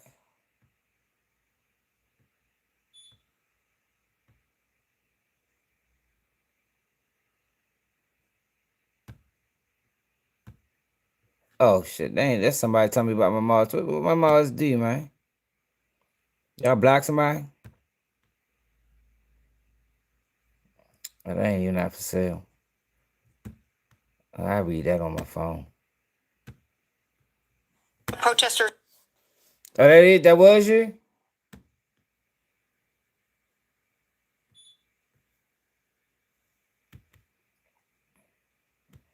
Right here? Okay, got you. Welcome, everyone, to Know Best. Where you say it was at? Thank you so much for giving me your time. As you already could read the title, a woman was shot today. An American woman. A 37. We said what minute? What minute mark? 2 hours and 13 minutes.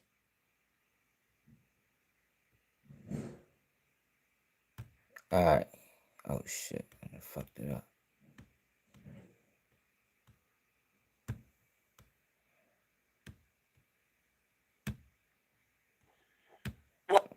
All right.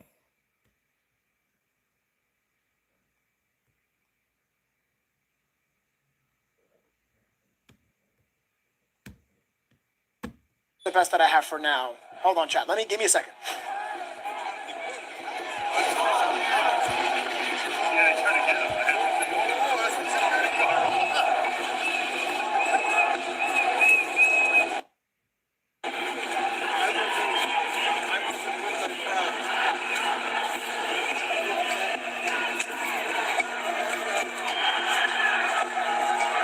No, it can't be 2 hours. It's like this. This nighttime. I'm trying to find the other angle. Where it say that she tried this. It can't be 2 hours and 13 minutes. It's nighttime. Sí, vamos. The federal building, but maybe we can hear at least somewhere to make a statement. Pues muchas gracias, amigos. Muchas gracias, familia. A toda la gente. All right. For tomorrow, if that's true, I don't know. If Kristi Noem is going to be in New York City, I'm kind of curious. Who knows? But a lot of these protesters, they're not, well, anyone that's against ICE, with protesters, the movement, however, et cetera, they are not going to like that. And he put emphasis on that. I didn't even know that until did he just say that? Because I didn't know that either, bro. Yes, I did see that. She held a press conference justifying the shooting. Yes, I didn't put her on screen because I wanted to break down the video. That was more important. Immigration enforcement action that took place in Minneapolis earlier today. Kristi Noem, the head of DHS, calling it a justified killing, saying the person in the vehicle was using their vehicle as a weapon. That is when the ICE officer opened fire. This is video from the moments leading up to that. Oh, okay. Right here, and it ends before it was the a cop officer right in front opens fire, of him. but the person you see looking. Okay, it was a cop right in front of him. But I don't think he had to shoot. He could have just moved out the fucking way. Right here, and it ends before the officer opens fire. But right here. Was he really in front of him? The person. I don't know. I don't know about that, y'all. Like once she cut that wheel. You see looking. Shit, I'm trying to stop it right now. I'm gonna do a slow motion. And mute it. Slow motion. Playback speed. Slow motion. All right, now let's see that shit.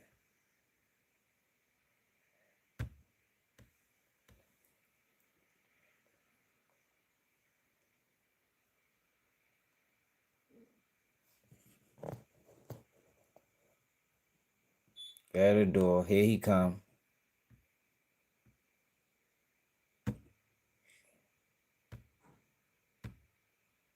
Oh yeah.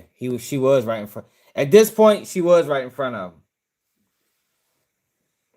At this angle right here.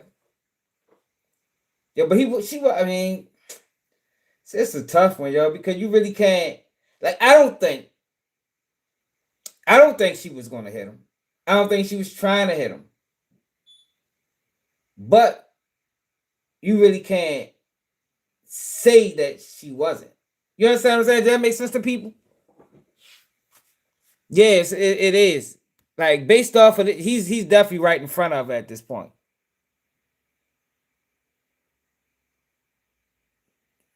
Dang.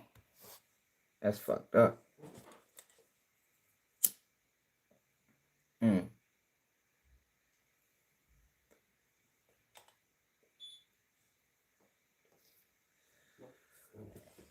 Yeah. He definitely right in front of the vehicle. You can tell from the angle the gun is facing to the angle of the car. He is directly in front of the vehicle. What's up, Carl?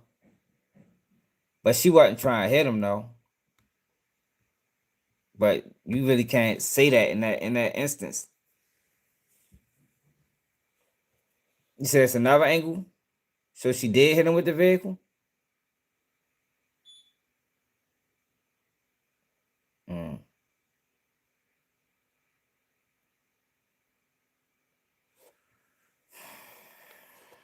The 3 agents that walked up shouted conflicting orders. One said pull over, one said back up.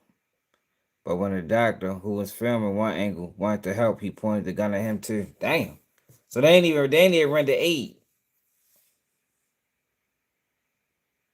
What's up, Randy? So they ain't even render aid either. Yo, they've been over in Minnesota for a while now. He already had his gun drawn, which you could say there's something suspicious about that.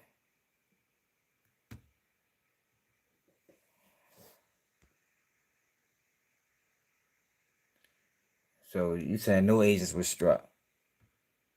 So we getting conflicting reports on this motherfucker. Like, hold up, yo. So what really happened, yo? So, who is she? Secretary Christy Nome.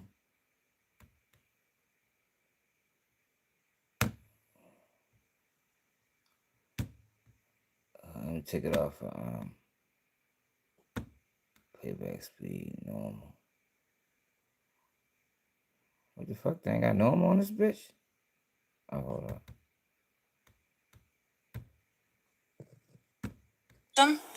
What happened? You asked about a shooting that we just had in Minneapolis, Minnesota. It was an act of domestic terrorism. What happened was our ICE officers were out in an enforcement action.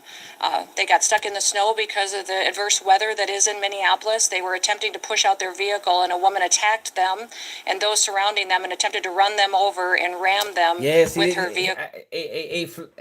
Gemini, I don't think his life was in danger. But in that instance, you really can't afford to find out. Like, I don't think this woman was I think she was just trying to get away. You know, like most cases, like ain't nobody, running over an officer and engaging in a shootout with a police officer is a death sentence. It ain't really too many people out here just walking around wanting to die. But you gotta look at it from both sides. As the officer, he don't want to die either. So you can't sit back and wait and see if she's gonna run me over. You understand what I'm saying? You really can't do that, yo. So it's just a tough situation, man.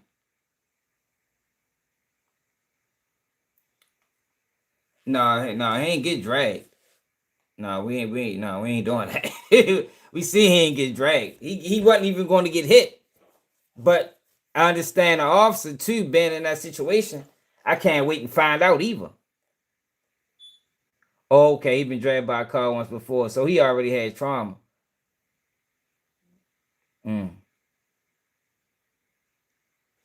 That's crazy. An officer of ours acted quickly and defensively shot to protect himself and the people around him. About a shooting that we just had in Minneapolis, Minnesota. It was an act of domestic terrorism. What happened was our ICE officers were out in an enforcement action.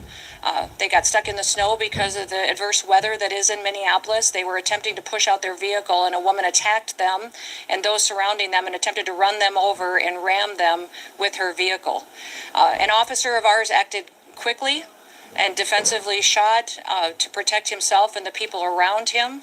And my understanding is that she was hit and is deceased. We're continuing to gather more information, but this goes to show the assaults that our ICE officers and our law enforcement are under every single day. These vehicle rammings are domestic acts of terrorism. We're working with the Department of Justice to prosecute them as such. We will continue to protect our ICE officers and in cooperation with other law enforcement agencies as well. You've seen me in the last couple of days deploy over 2,000 more officers to the Minneapolis area. And in the last 2 days, we've arrested hundreds and hundreds of dangerous criminals, not just fraudsters who stole from the American people billions of dollars and put it in their pockets and enriched their friends from overseas and themselves, but also individuals who committed acts of murder and rape and trafficking and drug exploitation and child exploitation.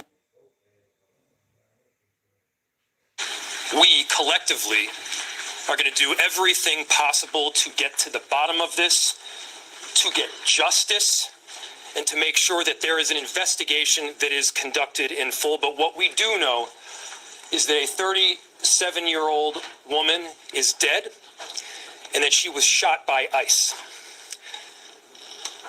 We've dreaded this moment since the early stages of this ICE presence in Minneapolis. Not only is this a concern that we've had internally, we've been talking about it.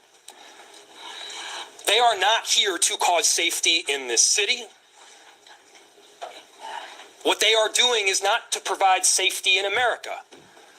What they are doing is causing chaos and distrust. They're ripping families apart. They're sowing chaos on our streets. And in this case, quite literally killing people. So they are already trying to spin this as an action of self-defense. Having seen the video of myself, I want to tell everybody directly, that is bullshit. This was an agent recklessly using power that resulted in somebody dying, getting killed. As soon as it happened and we learned of the incident, we had several priorities. The first, of course, was to get the victim to the hospital and to get care as soon as possible. And to the family, I'm so deeply sorry. There's nothing that I can say right now that's going to make you or your relatives or the friends of the victim feel any better. There were, I believe, 2 Minneapolis police officers that responded and were in the ambulance on the way to the hospital. The second was to get ICE off of the scene. There were dozens, if not hundreds, of ICE and federal officers that were there at the time. Having them there was only causing more chaos. Having them there was only making a difficult situation even more problematic, and one that, yes, they created themselves. There's little I can say, again, that'll make this situation better, but I do have a message for our community, for our city, and I have a message for ICE. To ICE, get the fuck out of Minneapolis. We do not want you here. Your stated reason for being in this city is to create some kind of safety, and you are doing exactly the opposite. People are being hurt. Families are being ripped apart. Long-term Minneapolis residents that have contributed so greatly to our city, to our culture, to our economy are being terrorized, and now somebody is dead. Yo, but this is one of them situations, yo. This is one of them situations where, yo, police is not the answer to everything, yo. Like when you add police into a situation that's already out of control, yo, a lot of times they just make it worse. That's when you add police to a chaotic situation, all you doing is adding fuel to the fire, man. That's all you doing. Like we need another agency that can be more better trained you know, to deal with these type of situations, yo. It's not all police ain't trained for that. You know, they're not really good at de-escalating. You know, they're not therapists. You understand what I'm saying? Like, they are a reaction to an action. And this situation probably could have been handled differently. Now, the woman lost her life. I don't know what she was doing out there. I don't even understand why Minnesota is always the hub, you know, for this type of activity. But I said she had to lose her life, yo, because I don't think she was going to hit him. I don't believe what that lady just said. I don't think this is an act of domestic terrorism. I think this is a woman that made the wrong move, and it cost her life. And it's also on you to leave. It's on you to make sure that further damage. I'm sure there is ways. You know, I'm sure it's been done before. You know, I'm not, you know, I don't know. But I'm sure, you know, there is ways to de-escalate a situation like that. You know? Further loss of life and injury is not done. Yeah, I don't see nobody get by. We're going to be working towards justice as quickly as we possibly can right now. And justice is what we've all got to get. There ain't no justice. Nobody's going to jail. Next, the message to at all our community. Look, we all know that the agenda of this Trump administration is to create chaos. Let us respond right now with our best versions of self. This is a moment where all of us in Minneapolis and beyond, we can rise to the occasion. We can show them who we are. We can show them the kind of courage, bravery, love, and compassion that makes Minneapolis, Minneapolis, and that makes America, America. We are better than a bunch of ICE agents being deployed to cities around the country and ripping apart families and communities. We're better than that. And so we are going to meet that hate with love. We are going to meet that despair with hope. We are going to meet that injustice with constitutional justice. You know, by law, it was self-defense. But, you know, just looking at the situation, I mean, she wasn't trying to hit him, man. Like, she wasn't trying to hit him. But he can't wait to figure that out. You know, I can't wait to see. By the time I figure out if this person's trying to hit me, I'd have already been hit. You feel me? And, you know, ain't no telling he could have been dragged. So, there's nobody's going to go to jail for this. You know, there's nobody's going to jail for this. It's just, you know, one of them situations, yo, where, you know, she made the wrong decision. And it cost her life. Maybe through fear. More than likely through fear. But that shit, that's crazy. Ourselves. And we're going to make sure that in this very difficult moment, we do not take the bait that these ICE agents are trying to create and that the federal government, to be clear, wants. They want us to respond in a way that creates a military occupation in our city. They want an excuse. But see, I'm telling y'all, that's what I was just saying. All they doing is making it worse.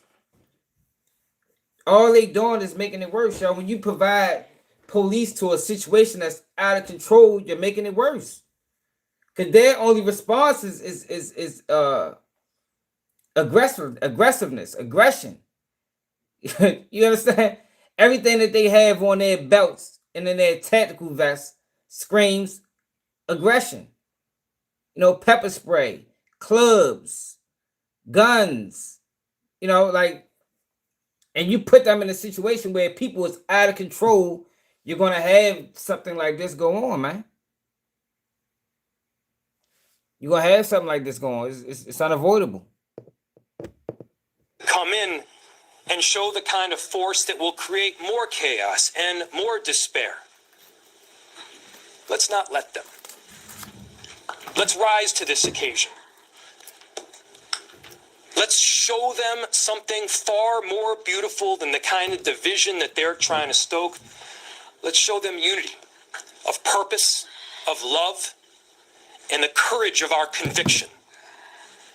Our conviction, to be clear, is rock solid, and it is for our neighbors, all of our neighbors. It's for people who have lived here for 80 years. It is for new immigrants who have made this city a better place. That's the kind of love that we're going to show up with. We just looked at the angles. I don't think he was hit. I think he shot her soon as she motherfucker touched that damn pedal. If she was hit, it was because her foot hit the pedal after she was unresponsive or after her body went limp. But I think she had zero intentions on hitting him. Angry, I get it. I am too. Says a balcony view too? What the fuck? Where that view at? God damn. How many views of this shit is it? So we ain't seen a balcony view yet. If you're feeling that kind of despair, it's understandable. We ain't seen the balcony view. Show them who we can be. Let's show up with peace. To march, to protest, to hug one another. Is that the balcony view? To love all the way. Yo, somebody find that view. Do not. Somebody find that view and send it to my my email. Mosley Sean. Matter of fact, I'll try to find it. I'm gonna try to them what they want.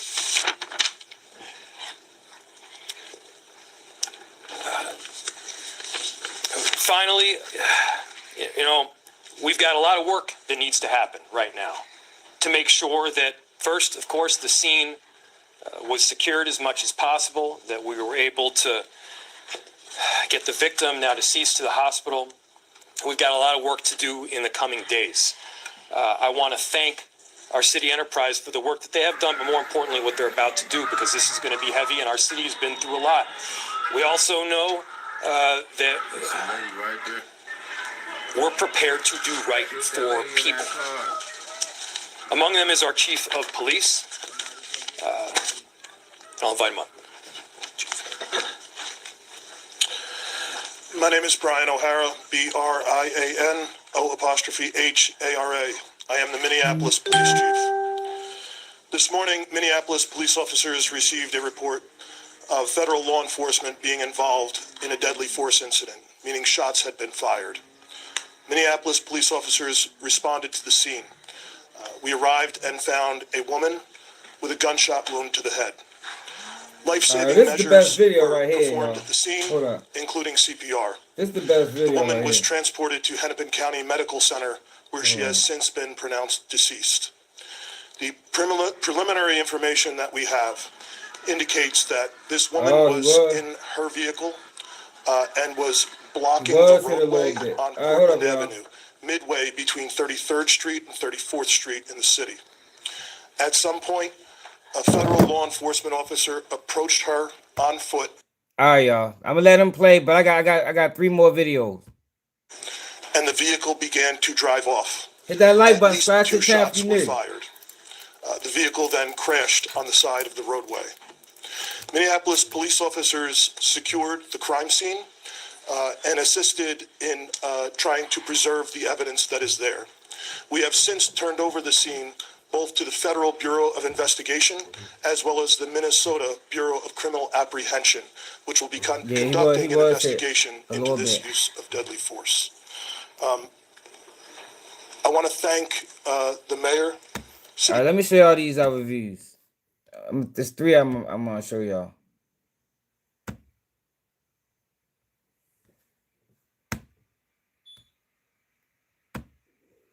We're going to go to this one first.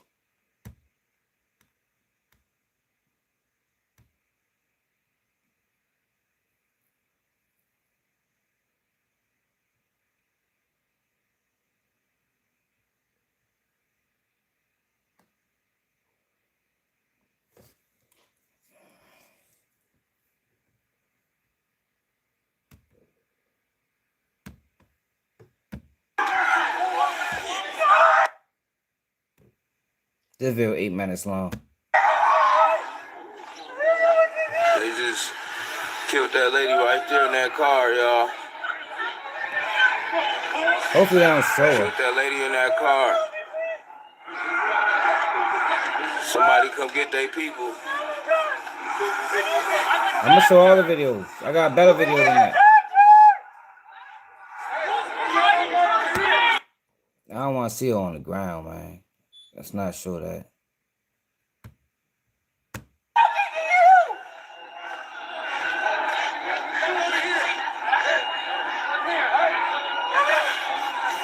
If y'all know who car this is, if it look familiar, man, come check on y'all people. If y'all know somebody car like that, come check on y'all people.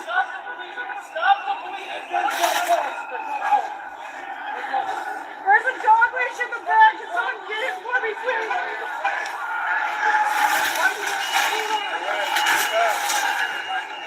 No, I got two more videos. Stick around.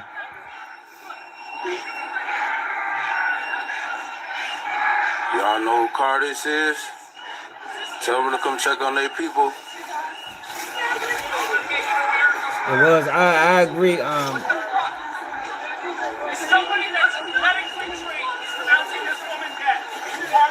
I agree. It was an accident, but it was justified.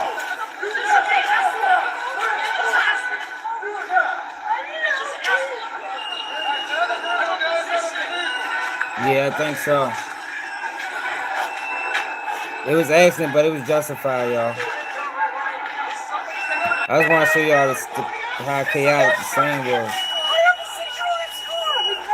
Did you call any of your people yet? So you don't got none of her family members or anybody number? Do you know anybody on her Facebook? Alright. Damn.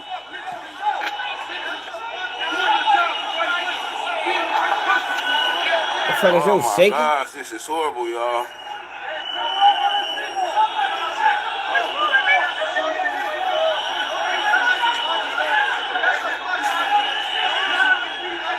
Yeah, like he's scared to death. He can't keep his hands straight.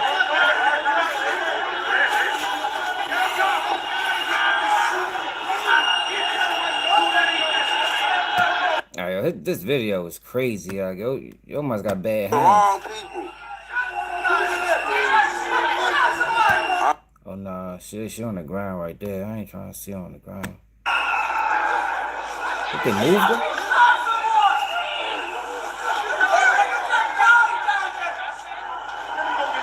You're only supposed to do shit like that. It's a crime scene. I got a video, bro. I got a video that speaks to your point, like Lifetime. Do that kind of shit. No, we ain't gonna do that. You know, we gonna keep it all the way fair over here. Then get the fuck out of the way. Get the fuck out of the way. I got a video, probably better video. This is serious. Ice just smoked that lady. They just killed her. They just smoked the lady in the head, bro. They just took her down there. They just took her right down there, bro. On my mama, that's all the blood right there. Bro, her wife was just sitting right here, bro, with blood all over her face from the lady, bro. Her wife was just right there. She walked down that way. So she was Yes, bro, they just smoked it. You ain't just hit a shot. That's why I came outside. Nigga, I'm in the room chilling on the phone with the homegirl. Now, boom, boom, boom. Before they outside shooting, I look out here and see Ice out here before they done smoked this lady. Like that. This is a main street. I don't know exactly what happened. This bitch sold up. I can't do all this shit because I'm fucking out the way. Yeah, I'm good, cuz. Damn. No, not the opposite, nigga. This all Ice out here, boy. These people going crazy.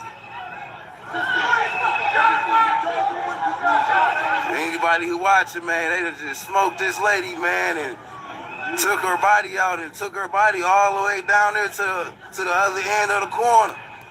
No, she. It's just you know, just one of them situations, man. All right, here go another video. Then I'm gonna show y'all the video that you can see that he was hit.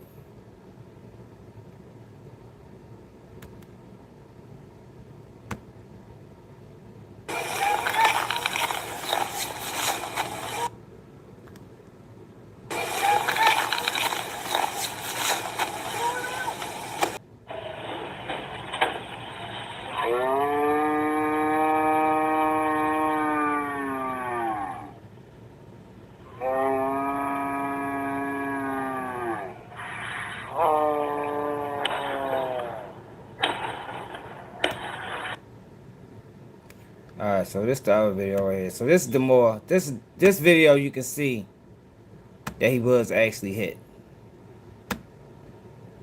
Yeah, you can see it in this video right here. It's in slow motion. Right there. You can see he was hit. Let me see if I can stop it. Right there. You see the car move, you see his body move back. You see it? He definitely was hit with the vehicle. Right there. It's grainy, but you can see it.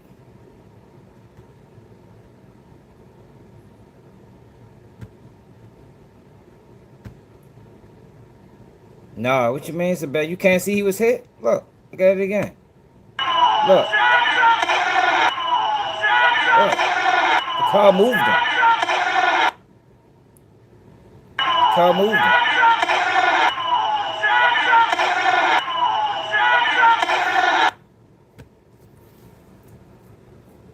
This was a fucked up. This is a fucked up situation, man.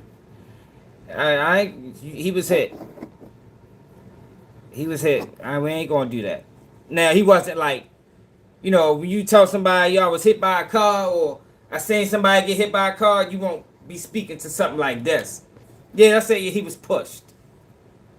I think that's better. I think that's a better explanation, or a better, you know, a better way to explain it. Yeah, he was pushed. Hit, when you think hit, you think like I got hit by a car before. Flew all over the top of the bitch, fell off the side of it. But in this sense, it's justifiable. It's justifiable, yeah. It is. It's justifiable. I'm gonna keep it real. Definitely justifiable.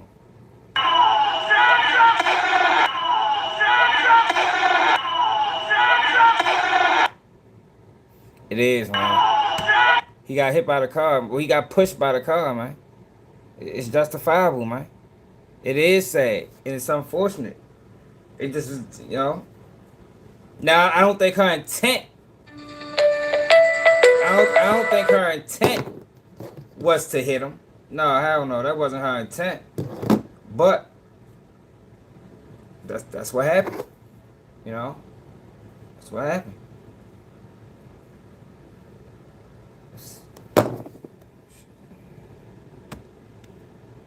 It's crazy.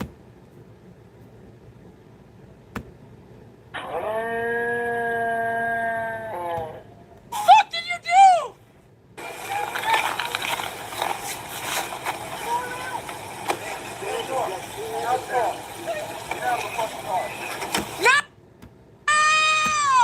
Like right here, he's directly in front of the car.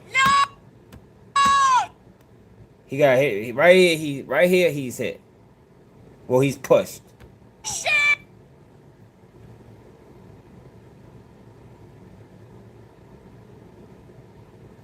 What more proof do you need? You can't tell he was hit by this video? Come on, yo. Why y'all? Come on, we can't be delusional, y'all. Regardless if you Democrat, Republican, you don't like the police or whatever, yo, we gotta be real. This is him. This is the car. Look, you see he's pushed. You see before he took a step, he was pushed backwards. That's what it is, man. Look at it again. Before he took any step, look at his feet. And go back. Look at his feet. Watch these moves. I mean, it just is what it is, man. Look at his feet. Watch he get moved. Then he take a step.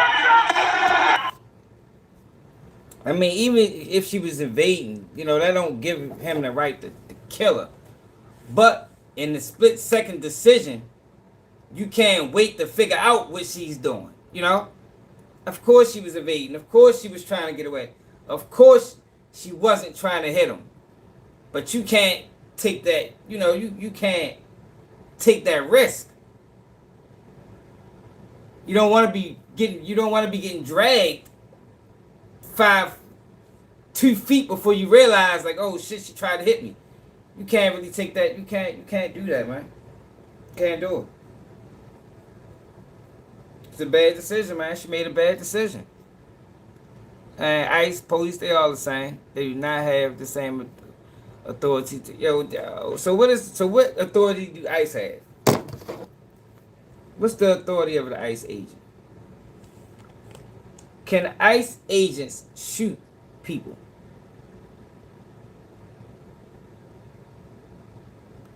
What authority do ICE agents have on American citizens?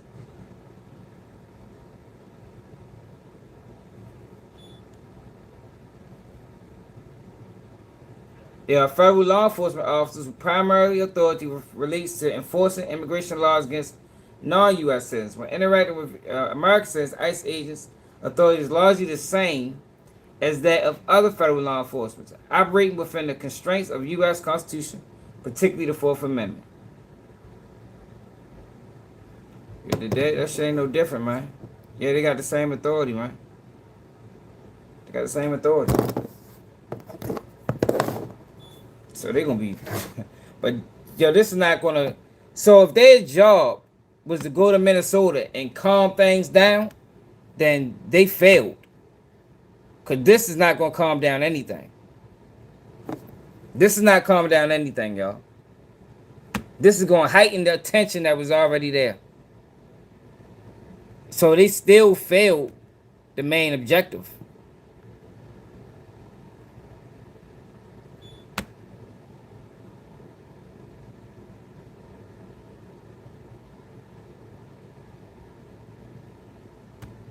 Very sensitive video. There's a lot of swearing in it. So the only thing that you will hear are the gunshots. We just want to warn our viewers about what they're about to see. We'll play the video now. Did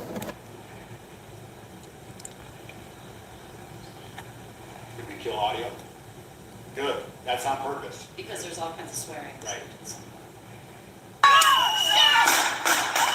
right, sound down. All right. And I can just talk a little bit about what you hear, since we had to block out some of that video. So what you just saw, I think this video will probably play once again, and I can kind of walk you through it. This is the part of the video where you see the aftermath. It appears that red vehicle that was shot at then rams or crashes into a car. So right now the officer is telling the person in that red vehicle to get out.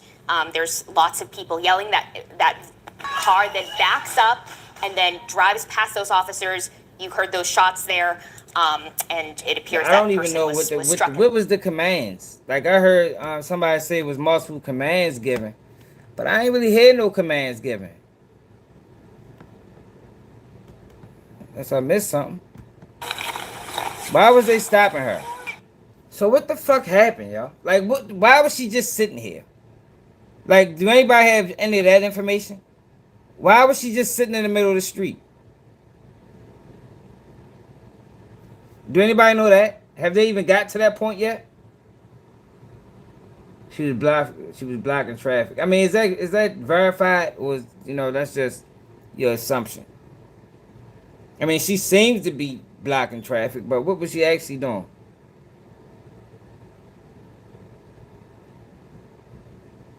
She wasn't being stopped or blocked. Okay. Then what the fuck did it... See, this is what I'm saying, y'all. I don't understand this thing.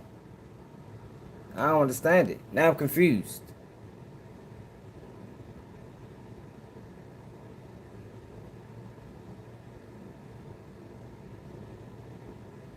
They were stuck and trying to push it out. When she tried to hit them, she was trying to flee when backup arrived. We watched several news. Oh, so she was with her. So she was out. So, oh my God, I'm confused, man. I'm confused. Are these two cars together?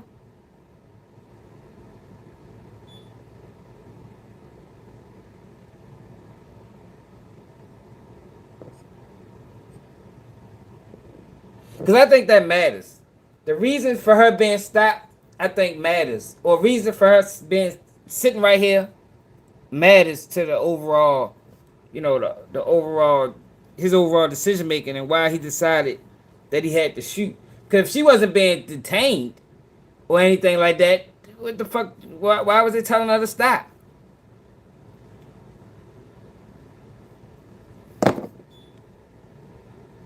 She probably just thought they wanted her to move.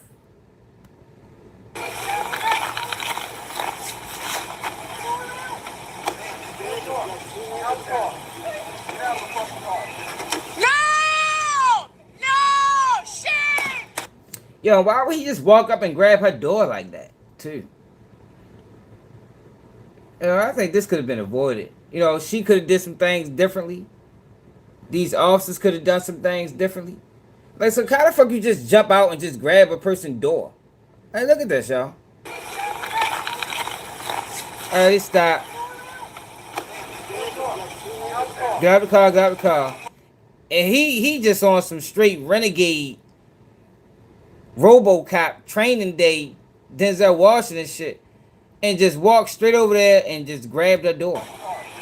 No! No! Shit!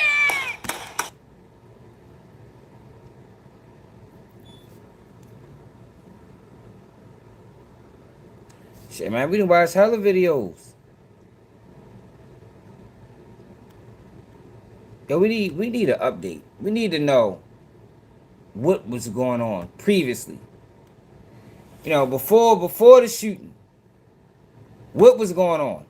I haven't seen that in no video. Maybe they explain. Let's see if they explain it right here. In the head. Then that car loses control, crashes into that white car that you see there. What's For real, important to man. point out here is that what Secretary Noem just called domestic terrorism is what she describes It's not this domestic event. terrorism. And what We you ain't see doing on that. this eyewitness video, it's unclear motive-wise what's happening, but you can see the car turning slightly away from the three agents that are there, not towards them.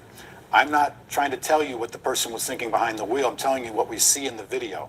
Right. The That person car. is trying to flee as an officer's trying to get into the Right, vehicle. and that's another important point, is that there is an officer that's actively trying to get into that vehicle. Then you see that they are asking the person to get out of the car, get out of the car. The Honda Then- Pilot's the one in question right yeah, there. Exactly. Then they back up. And go to the right. You hear those shots as they pass by that officer. You can also, if you take a closer look, you can see that officer with that gun put his gun or her gun away. And then I don't know, Jackson. That's what we're trying to figure out. loses control, it seems What like. And it seems caused to that? accelerate at the back half of the video after those shots Right. are fired. And thank you for showing it. She's trying to make a Appreciate you U-turn? diligently, Was she coming out of parking combing spot? through it, Like, what the you fuck know, audio happened? Right, so that we can actually air it on public airwaves here. Thank you, Sammy. Appreciate it. We also have The man that actually shared this video initially on social media, Max Nestorak, who is a reporter with the Minnesota Reformer, is the first one to post that video on social. The reporter is the first one that had a video? What's the odds of that? That's a little strange. Media. He was on the scene this morning, and we have him live with us now on the air. Max, So maybe thanks he for can joining us explain this it. morning. Thanks for having me on. So, Max, can you set the scene a little bit? Can you tell us where you got this video, and if you had a conversation with the person who shot the video, what they had to say about it? Okay, so he ain't shooting. Yeah, so I was on my way to the scene to support my colleague Maddie. And, I got a call from the woman who took this video, Caitlin Callinson, who lives in the area, and she said, "I have a video. It shows the shooter. Can I share it with you?" And I said, "Yes, please do." So she sent it to me, and I had her walk me through what she saw. And she said she was out on a walk in her neighborhood when she saw an ICE vehicle stuck in the snow. More ICE vehicles arrived, and bystanders started to blow their whistles in protest. You know, we're seeing residents of Minneapolis on patrol watching for ICE activity, and so they sounded the alert in protest, which drew a bigger crowd. And that's when she said the driver of this Honda Pilot, the SUV, pulled up and parked perpendicular on Portland Avenue, blocking the ICE vehicles. And from there, that's where the video starts, and we see. Yo, but why though? Like I don't understand that. Like why? Like that doesn't make sense. So the ICE vehicle. Did he say the ICE vehicle? Let me rewind it. Make sure we get it. Did he say the ICE vehicle was stuck in the snow, and she just pulled up next to him? I just don't understand the purpose. Like, how is that a protest? I'm just gonna stand. I'm just gonna sit next to you. Like, that's stupid. Driver of this Honda Pilot SUV, being residents of Minneapolis, on patrol watching for ICE activity, and so they sounded the alert in protest, and she said she was out on a walk in her neighborhood when she saw an ICE vehicle stuck in the snow.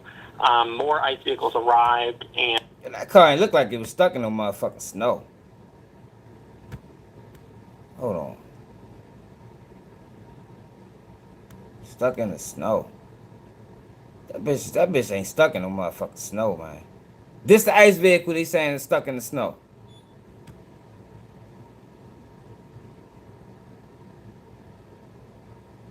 Yo, this car ain't stuck in no snow, man.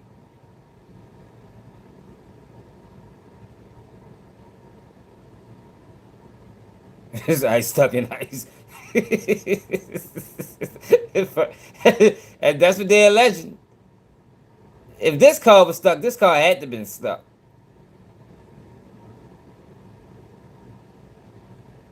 Let me let him finish telling this story. I'm just trying to make sense out of all of it.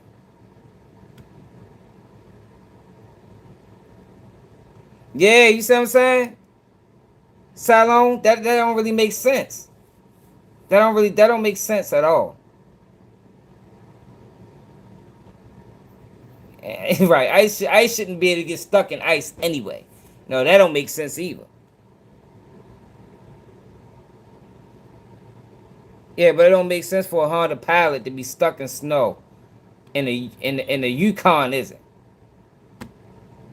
I mean, the Yukon to be stuck in snow, and the Honda Pilot isn't. That doesn't make sense. Like, how is he stuck? He only got one tire stuck in the snow.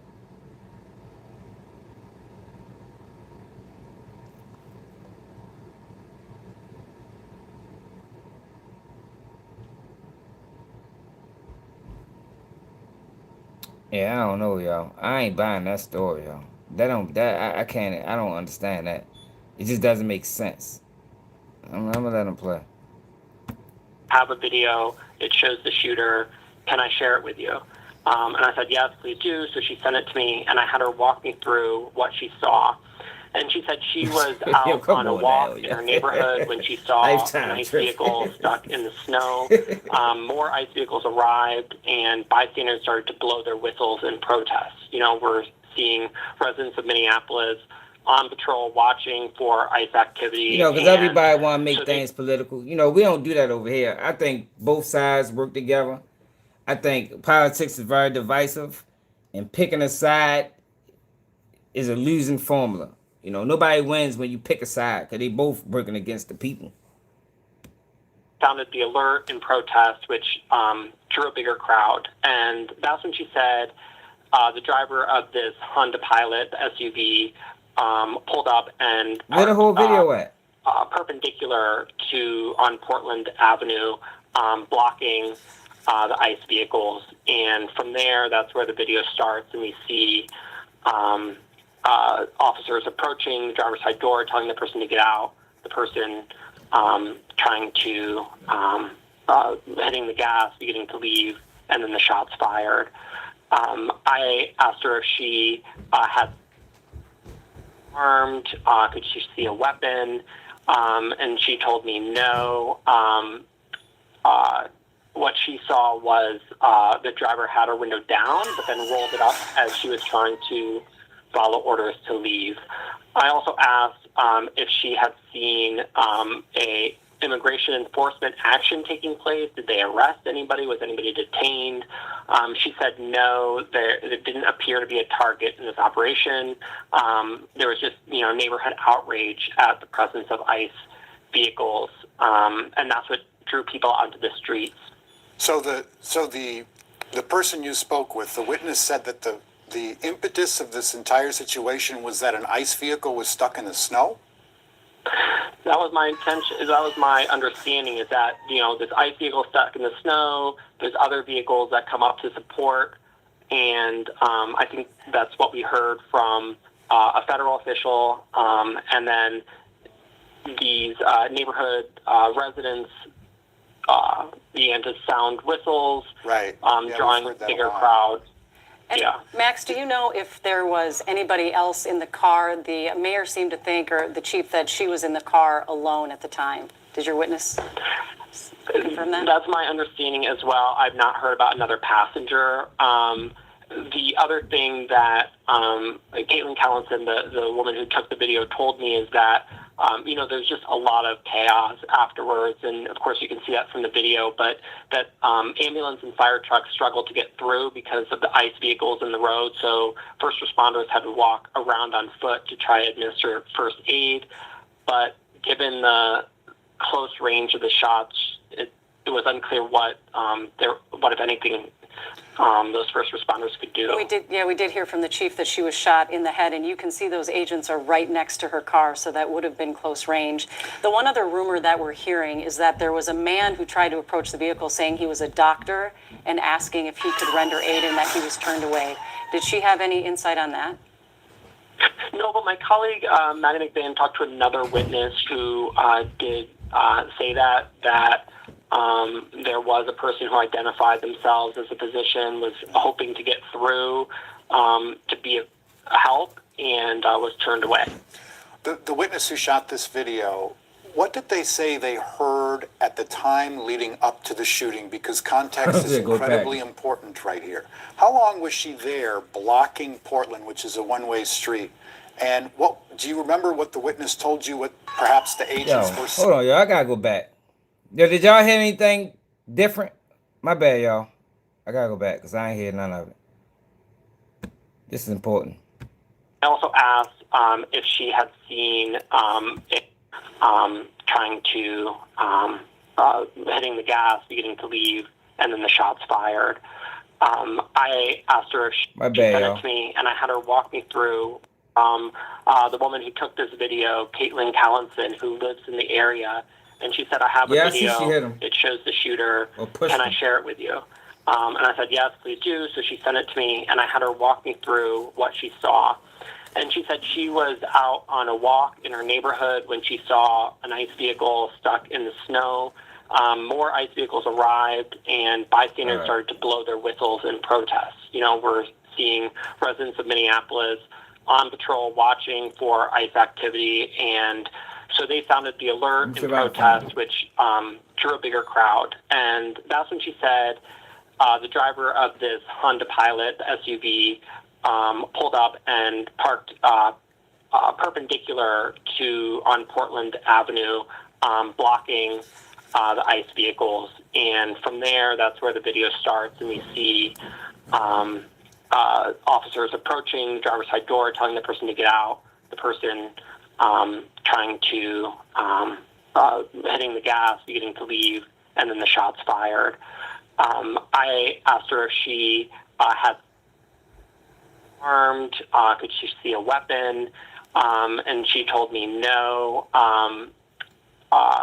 What she saw was the driver had her window down, but then rolled it up as she was trying to follow orders to leave. I also asked if she had seen a immigration enforcement action taking place. Did they arrest anybody? Was anybody detained? She said no, there didn't appear to be a target in this operation. There was just, neighborhood outrage at the presence of ICE vehicles, and that's what drew people onto the streets. So the person you spoke with, the witness, said that the impetus of this entire situation was that an ICE vehicle was stuck in the snow? That car not stuck in no snow. That was my intention. That was my understanding, is that, this ICE vehicle stuck in the snow. There's other vehicles that come up to support. And I think that's what we heard from a federal official. And then these neighborhood residents began to sound whistles, right? Drawing bigger crowds. And Yeah. Max, do you know if there was anybody else in the car? That car not The stuck in mayor no seemed snow, to think, y'all. or the chief, I ain't that she buying was that in the shit. car alone at the time. Did your witness confirm that? That's my understanding as well. I've not heard about another passenger. The other thing that Caitlin Callinson, the woman who took the video, told me is that there's just a lot of chaos afterwards, and of course you can see that from the video, but that ambulance and fire trucks struggle to get through because of the ICE vehicles in the road, so first responders had to walk around on foot to try to administer first aid, but given the close range of the shots, it was unclear what if anything, those first responders could do. We did hear from the chief that she was shot in the head, and you can see those agents are right next to her car, so that would have been close range. The one other rumor that we're hearing is that there was a man who tried to approach the vehicle saying he was a doctor and asking if he could render aid, and that he was turned away. Did she have any insight on that? No, but my colleague, Maddie McBain, talked to another witness who did say that there was a person who identified themselves as a physician, was hoping to get through to be a help, and was turned away. The witness who shot this video, what did they say they heard at the time leading up to the shooting? Because context is incredibly important right here. How long was she there blocking Portland, which is a one-way street? And do you remember what the witness told you, what perhaps the agents were saying or yelling at the driver of that Honda Pilot just before she sped off? She was on some bullshit. It's unclear to me how long the SUV was there. What Callinson said was she identified the driver as an ICE observer, believed was a protester, saying, get out of here, we don't want you in our neighborhood. And then, as we can see in the video, an officer comes up and says, get the F out of the car. Right. Yeah, you can hear that on the video. So, Max, you were listening in on the press conference, and I ask you this because you've been on the ground. You did some phenomenal reporting during the George Floyd aftermath and those riots. And I'm just wondering, when you listen to that press conference, I personally have never heard any city or state officials speak quite the way the mayor did this morning. Anything that sticks out to you? Yeah, I mean, it is just striking to me, and probably everybody who lives in the Twin Cities, to feel a sense of deja vu back to 2020 when we see this video of someone getting killed and just trying to find out what happened and wondering what's going to happen next. Are there going to be certainly there are protests ongoing now. I expect they're going to grow, so trying to continue to watch for that and see what unfolds. I also saw that Hennepin County Attorney Mary Moriarty issued a statement saying she's calling for a local investigation, so there's that other piece there of how is local law enforcement going to interact with the feds here. Yeah, we have the same questions, Max, and I'm sure that's where your reporting is going to go. We have Tom Heffelfinger's former U.S. attorney, who's going to be on the phone here momentarily, to try and give us some direction, as we're all wondering. Okay, you have a case potentially against a federal agent, and now you have federal agencies that are investigating. We understand from the chief that the BCA is also going to be investigating. So what happens next in the legal recourse of this, and in the investigation, what happens next? So hopefully get some of those answers. And Max, I know because we have been through this before, and I'm sure that a lot of people watching and listening at home right now have that same feeling of uncertainty and even maybe a little doom in their stomachs, because we have been through this before. We've been the center of the storm. And so far, the protesters that have gathered have remained relatively peaceful. We certainly hope that that continues. I just appreciate you so much, Max. Thanks. You added a lot to our coverage during George Floyd, and we appreciate your insight and your willingness to share it with us this morning here. I'll second that, Max. Thank you. Thank you very much. Look, so I found some more video. This is the longest video I found. It's the longest video I found. It's 4 minutes. in 26 seconds. And you can see that there was a car there first that pulled off.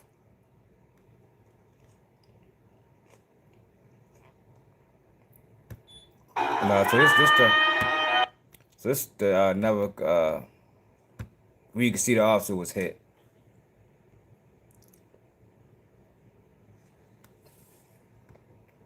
It's the officer right here.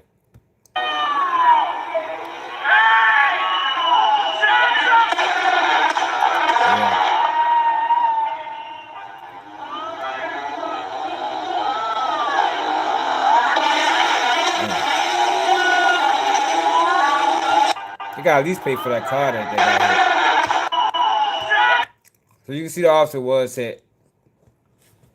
You see that? You see it that it slid him backwards. Yeah, right here he's hit. Well, pushed. I don't really want to call that being hit by a car, you know. But he definitely was pushed by the vehicle. So I found a video that shows another car that was just right there pull off. And I don't know if she was trying to make a U-turn or she was trying to stop these ICE officers from getting past. You know, because she could have been on either one. What the fuck? It's not a video I sent myself. Yeah, here you go. Alright, look at that. So, alright. So you see the first car pulls around. This car right here. Now she hit the gas a little bit. I don't know if she was trying to stop him or she was in the process of making a U-turn.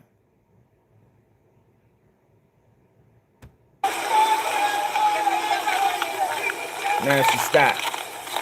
She put her hand out the window.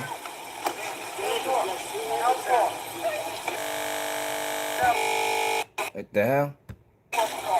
She was trying to get around the car. Cause look, so when this car, oh my bad. I didn't know y'all couldn't see. So look, right? So when this car moves, you see right now she got her foot on the brake. When this car moves, she puts her foot on the gas. Now I don't know if she was trying to make a U-turn or she was trying to stop this car from going forward. I don't know. Look. Red lights. She stopped.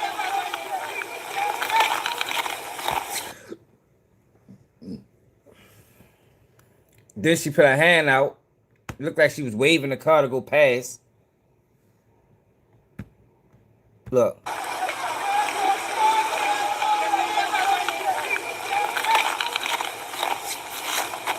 We're getting too vivid. Oh no, I don't want to do that. Hold on. Let me hold on. Hold on. Get my back! Get that back! Dude, you shot her! Alright, so they ain't show nothing. So we can go back. No! Get the fuck out of our neighborhood!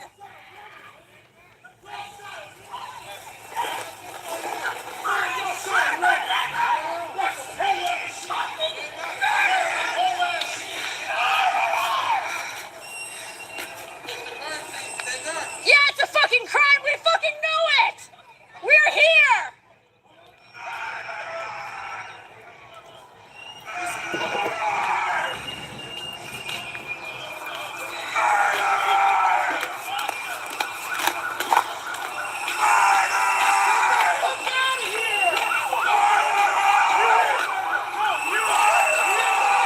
Yeah, like what the absolute fuck, man? What the absolute fuck? Do you have a conscience? Do you have a conscience? Do you have a conscience? This is the time, man. This is the time to have a conscience. This is not okay. This is not okay.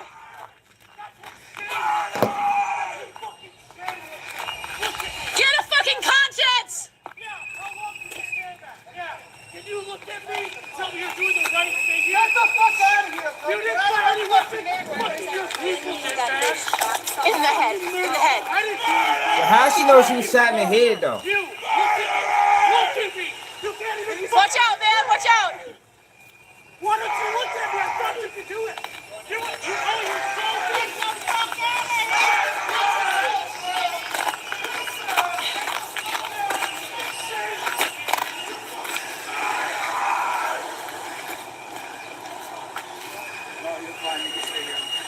so big,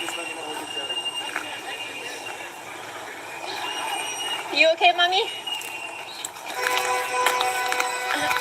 So you was there on King David?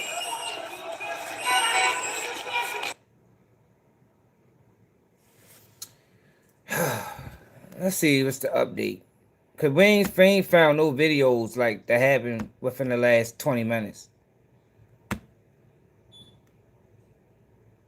The guy have updated video. Everything is 10 hours ago. Excuse me.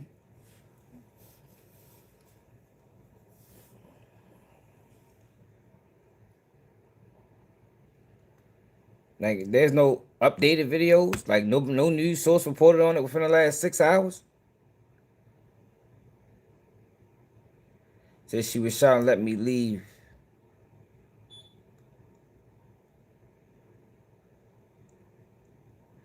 So you say you was there, right? So what was she doing? The report is saying that the ICE agent, are we still clear, y'all? The report was saying that the ICE agent was stuck. But that car don't look like it was stuck to me.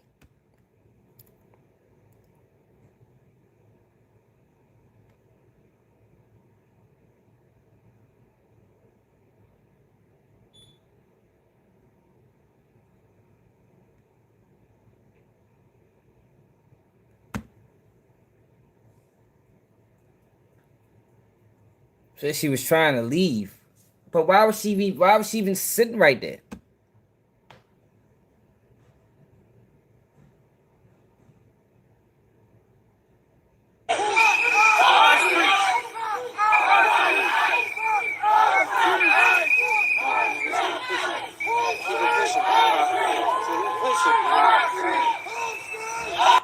beautiful. Said he told her to stop. Yeah, but that's not. It don't look like that's what. They don't look like that's what happened in the video that we seen. Like this video, look like she was just stopped on her own. Look.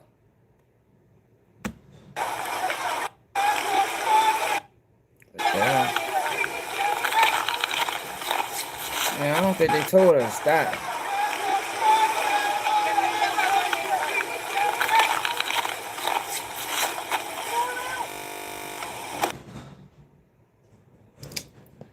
Man, we ain't never gonna get the real scoop.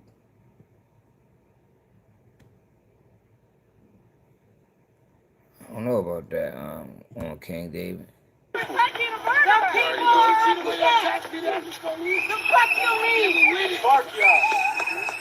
It's beautiful.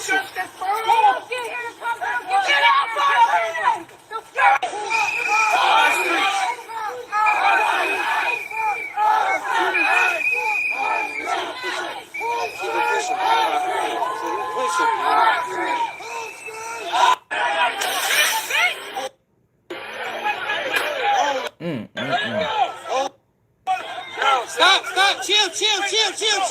Hey. Chill. It ain't worth it, bro. It ain't worth it. Don't do it.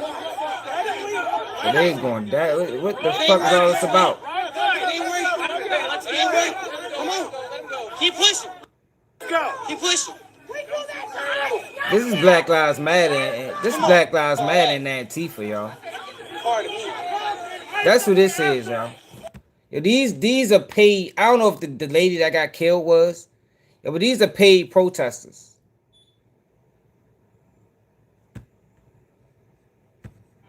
We begin, though, with breaking news news out of Minneapolis, where an ICE agent shot and killed a woman now identified as 37-year-old Renee Good.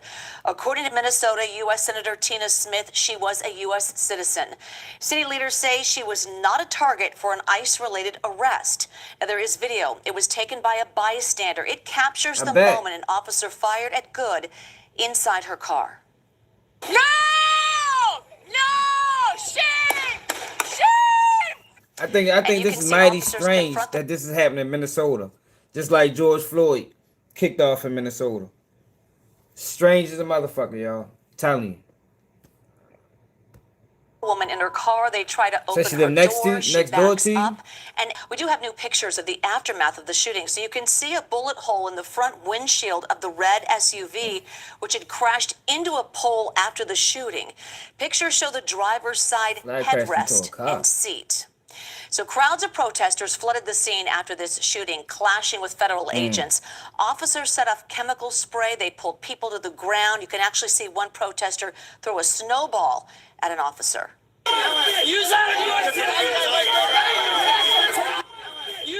DHS says the ICE officer... Yo, who remember when Trump first got elected, right? Who here from that been here? Who remember when Trump first got elected? And I told y'all, I said, yo, get prepared for more protests. If y'all can remember, we ain't see damn near no protests during Biden's term. None. But I told y'all, Trump get reelected, we're going to see Black Lives Matter again.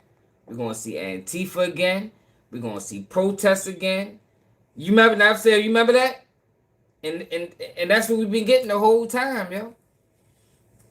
That's what we've been getting the whole time. Like, yo, this is, and it's not by mistake.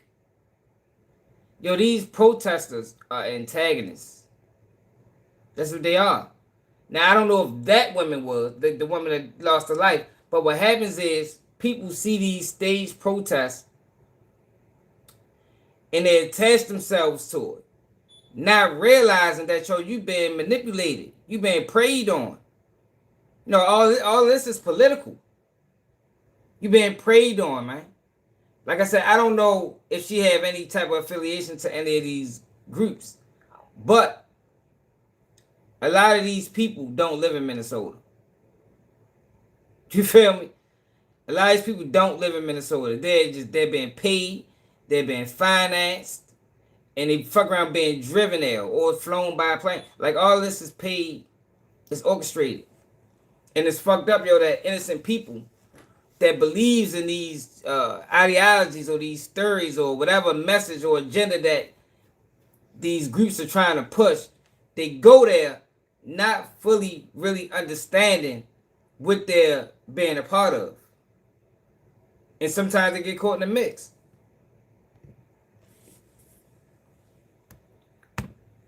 Killed the woman, acted in self-defense, claiming she was blocking ICE activity with her car. Minneapolis Mayor Jacob Frey called that a, quote, garbage narrative, arguing the officer acted recklessly and demanding ICE get out of the city. What I can tell you is the narrative that this was just done in self-defense is a garbage narrative. That is not true. It has no truth. And it needs to be stated very clearly, since we have already seen a video of it. I do not know as to what you're talking about. So, moments ago, Department of Homeland Security Secretary Kristi Noem was asked about the response from the mayor. Secretary Noem, Mayor Frey called the claims of self-defense BS. How do you respond to that? I say that he doesn't know what he's talking about. It's very clear that this individual was harassing and impeding law enforcement operations. Our officer followed his training, did exactly what he's been taught to do in that situation, and took actions to defend himself and defend his fellow law enforcement officers. We have team coverage following this deadly ICE shooting. CBS News Homeland Security correspondent Nicole Skanga is live in Minneapolis, the neighborhood where the shooting happened. She did. She was turning around when another tried to open the door and the other one shot her. She wasn't blocking them. She was turning around. But why was she... So who... See, that's what I'm saying. We need a whole video, man. It's hard to really depict what's actually going on, yo, unless we get a whole full video of the account. And it should be one. It should be one. So they was walking down the street. And CBS News senior coordinating producer Anna Schechter is tracking the response from state leaders now demanding an investigation. But Like let's start with Nicole. Nicole, you were there. What do we know about the victim and also the moments leading up to the fatal shooting? You know, definitely almost ran him over. Absolutely. And just to point out around me, what began earlier this morning as an immigration operation quickly turned into a crime scene. It is now a growing vigil and peaceful protest here. Now, you named the victim earlier. Renee Good. We know she was 37 years old. We know that she was driving a red SUV in this neighborhood. Tear gas was deployed by ICE agents against protesters, and we spoke to some of them as they were choking, as they were wheezing. We certainly saw a lot of angry shouting, confrontations between protesters and federal law enforcement, not just ICE agents, but Minneapolis police and the FBI that are the lead investigating He shot right in the face with the shit. involved God shooting. damn. So it seems He just as though walked up things and have shot you in the settled face for with now. tear gas. A very tense situation, though, as And this got in the car and continues. pulled off. And by the way, we had felt that tension not only today, but in the days leading up to today. We had been in the heart of the Somali American community talking to folks who said that they were fearful, that they had noticed the uptick in ICE presence. We had spoken with ICE agents who said that they had noticed more protests, more confrontations, that they were scared of being doxxed. So again, a lot of fear right now, a lot of tension in this very small Midwestern city. All right, Nicole Skanga. Nicole, thank you so much. I want to bring in CBS News senior coordinating producer Anna Schechter with more on this. Secretary Noem doubling down on the claims that this is an instance of domestic terrorism. Minnesota's Governor Walz, calling for a state investigation. So I want to know from you, how are these videos looked at from a legal perspective? Well, it's a great question because the Department of Homeland Security is going to be building their defensive case that this ICE agent was acting in self-defense. And so they're going to use this very video that you're seeing on screen and others. So my thing is, if there wasn't a crime being committed, why be so aggressive? That's why it matters what happened previously. You understand what I'm saying? That's why it matters. What was she actually doing? Was she banging a U-turn? Was she blocking traffic? Because if there wasn't a crime being committed, why would the officer jump out and grab her door? Or just feel a need to stop her from whatever she was doing? Like, if let her go. If she wasn't doing anything wrong, let her go. You know? Now, what she did, you know, she did all she did, hit the officer. Like, we seen it. It's not debatable. She hit the officer. And, you know, you hit an officer, you can find yourself shot. But if it wasn't a crime being committed, officer shouldn't have never gotten away, shouldn't have never drew a gun, shouldn't have never grabbed the door.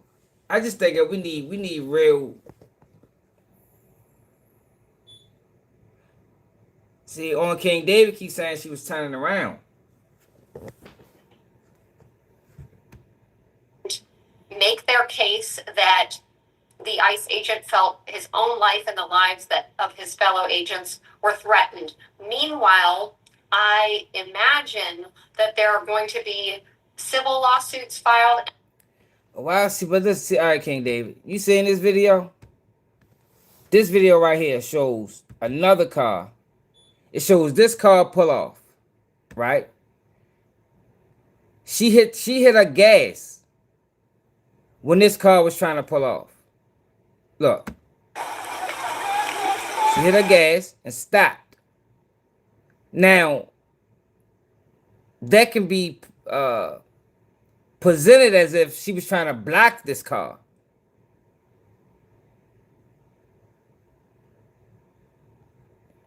But she could have been trying to make a U-turn too, and maybe they just decided to move at the same time.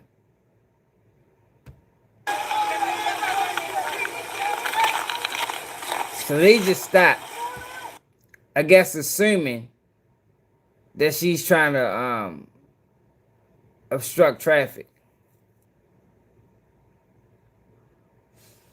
Okay. So the ICE agent, what did he say? We need to hear from him. Cause what he gave her a command first, is that the cop? Is that the guy that told her to stop? And why the fuck is he sitting like this? Why is everybody just, parked in the middle of the street sideways?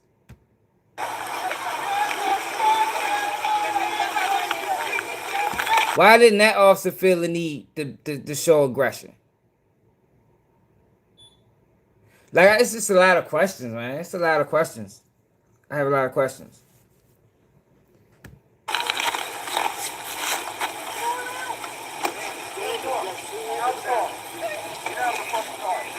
No!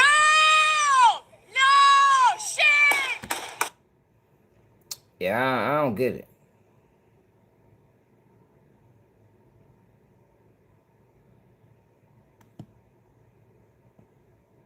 So the SUV told her to leave, and she pulled off around the same time the SUV pulled off, and was ready to leave, and then these officers told her to stop. If that's the case, then they shouldn't have shown this aggression. It shouldn't have been this much aggression and this much force for that. And potentially a district attorney might file a charge based on these videos telling a very different story, that the victim, that she actually was just trying to drive away, and that the ICE official fired a shot and he was not in any immediate danger. These are very different narratives using the very same videos, and we've seen that happen before in other cases, and I imagine that is exactly what is going to play out in the days, weeks, and months to come. Certainly what happened before, what happened after. So the Governor Walz, issued a warning ordering the state's National Guard. He called it a, quote, heads up, that something could be coming. What kind of message does that send? I think the message that Governor Walz was trying to send is, you can protest and protest peacefully, but if you're trying to create a disturbance, like they did see in the wake of the murder of George Floyd, they saw. Yo, why do they keep referencing George Floyd? I don't like this, yo. I don't know, man. I ain't gonna get on no conspiracy shit, yo. But that whole George Floyd situation wasn't right, and I don't like how they keep referencing George Floyd. All right, I know it both happened in Minnesota, yo, but it made me question this whole situation. Yes, and then they saw bad actors trying to create a disturbance on the streets of Minneapolis. And what he's trying to say is, listen, we are going to call in the National Guard to help us keep the peace if we need to. It's a reminder to the public, while being very supportive of the public's anger about what happened here. Governor Walz and the mayor of Minneapolis both were I don't trust George in defiance in their speeches, in defiance of President Trump's rhetoric and Kristi Noem's rhetoric. However, I think they want to send the message that they do have National Guard troops. Some of them are actually undergoing training right now, but they will deploy them if need be. I think that was actually a message of, listen, we want to keep this safe, and we do have National Guard. They were also paving the way for bringing in the National Guard and kind of giving people a heads up that the Democrats, Governor Walz, is calling for them to come in. So if they do see National Guard's troops on the ground, don't, lash out at them or give them a hard time, because actually the governor might be calling on them to help keep the peace. I think what they're doing is they're anticipating potentially, given just what a political lightning rod the ICE operations are, and the fact that a woman now is dead, they're anticipating that people might be coming out and protesting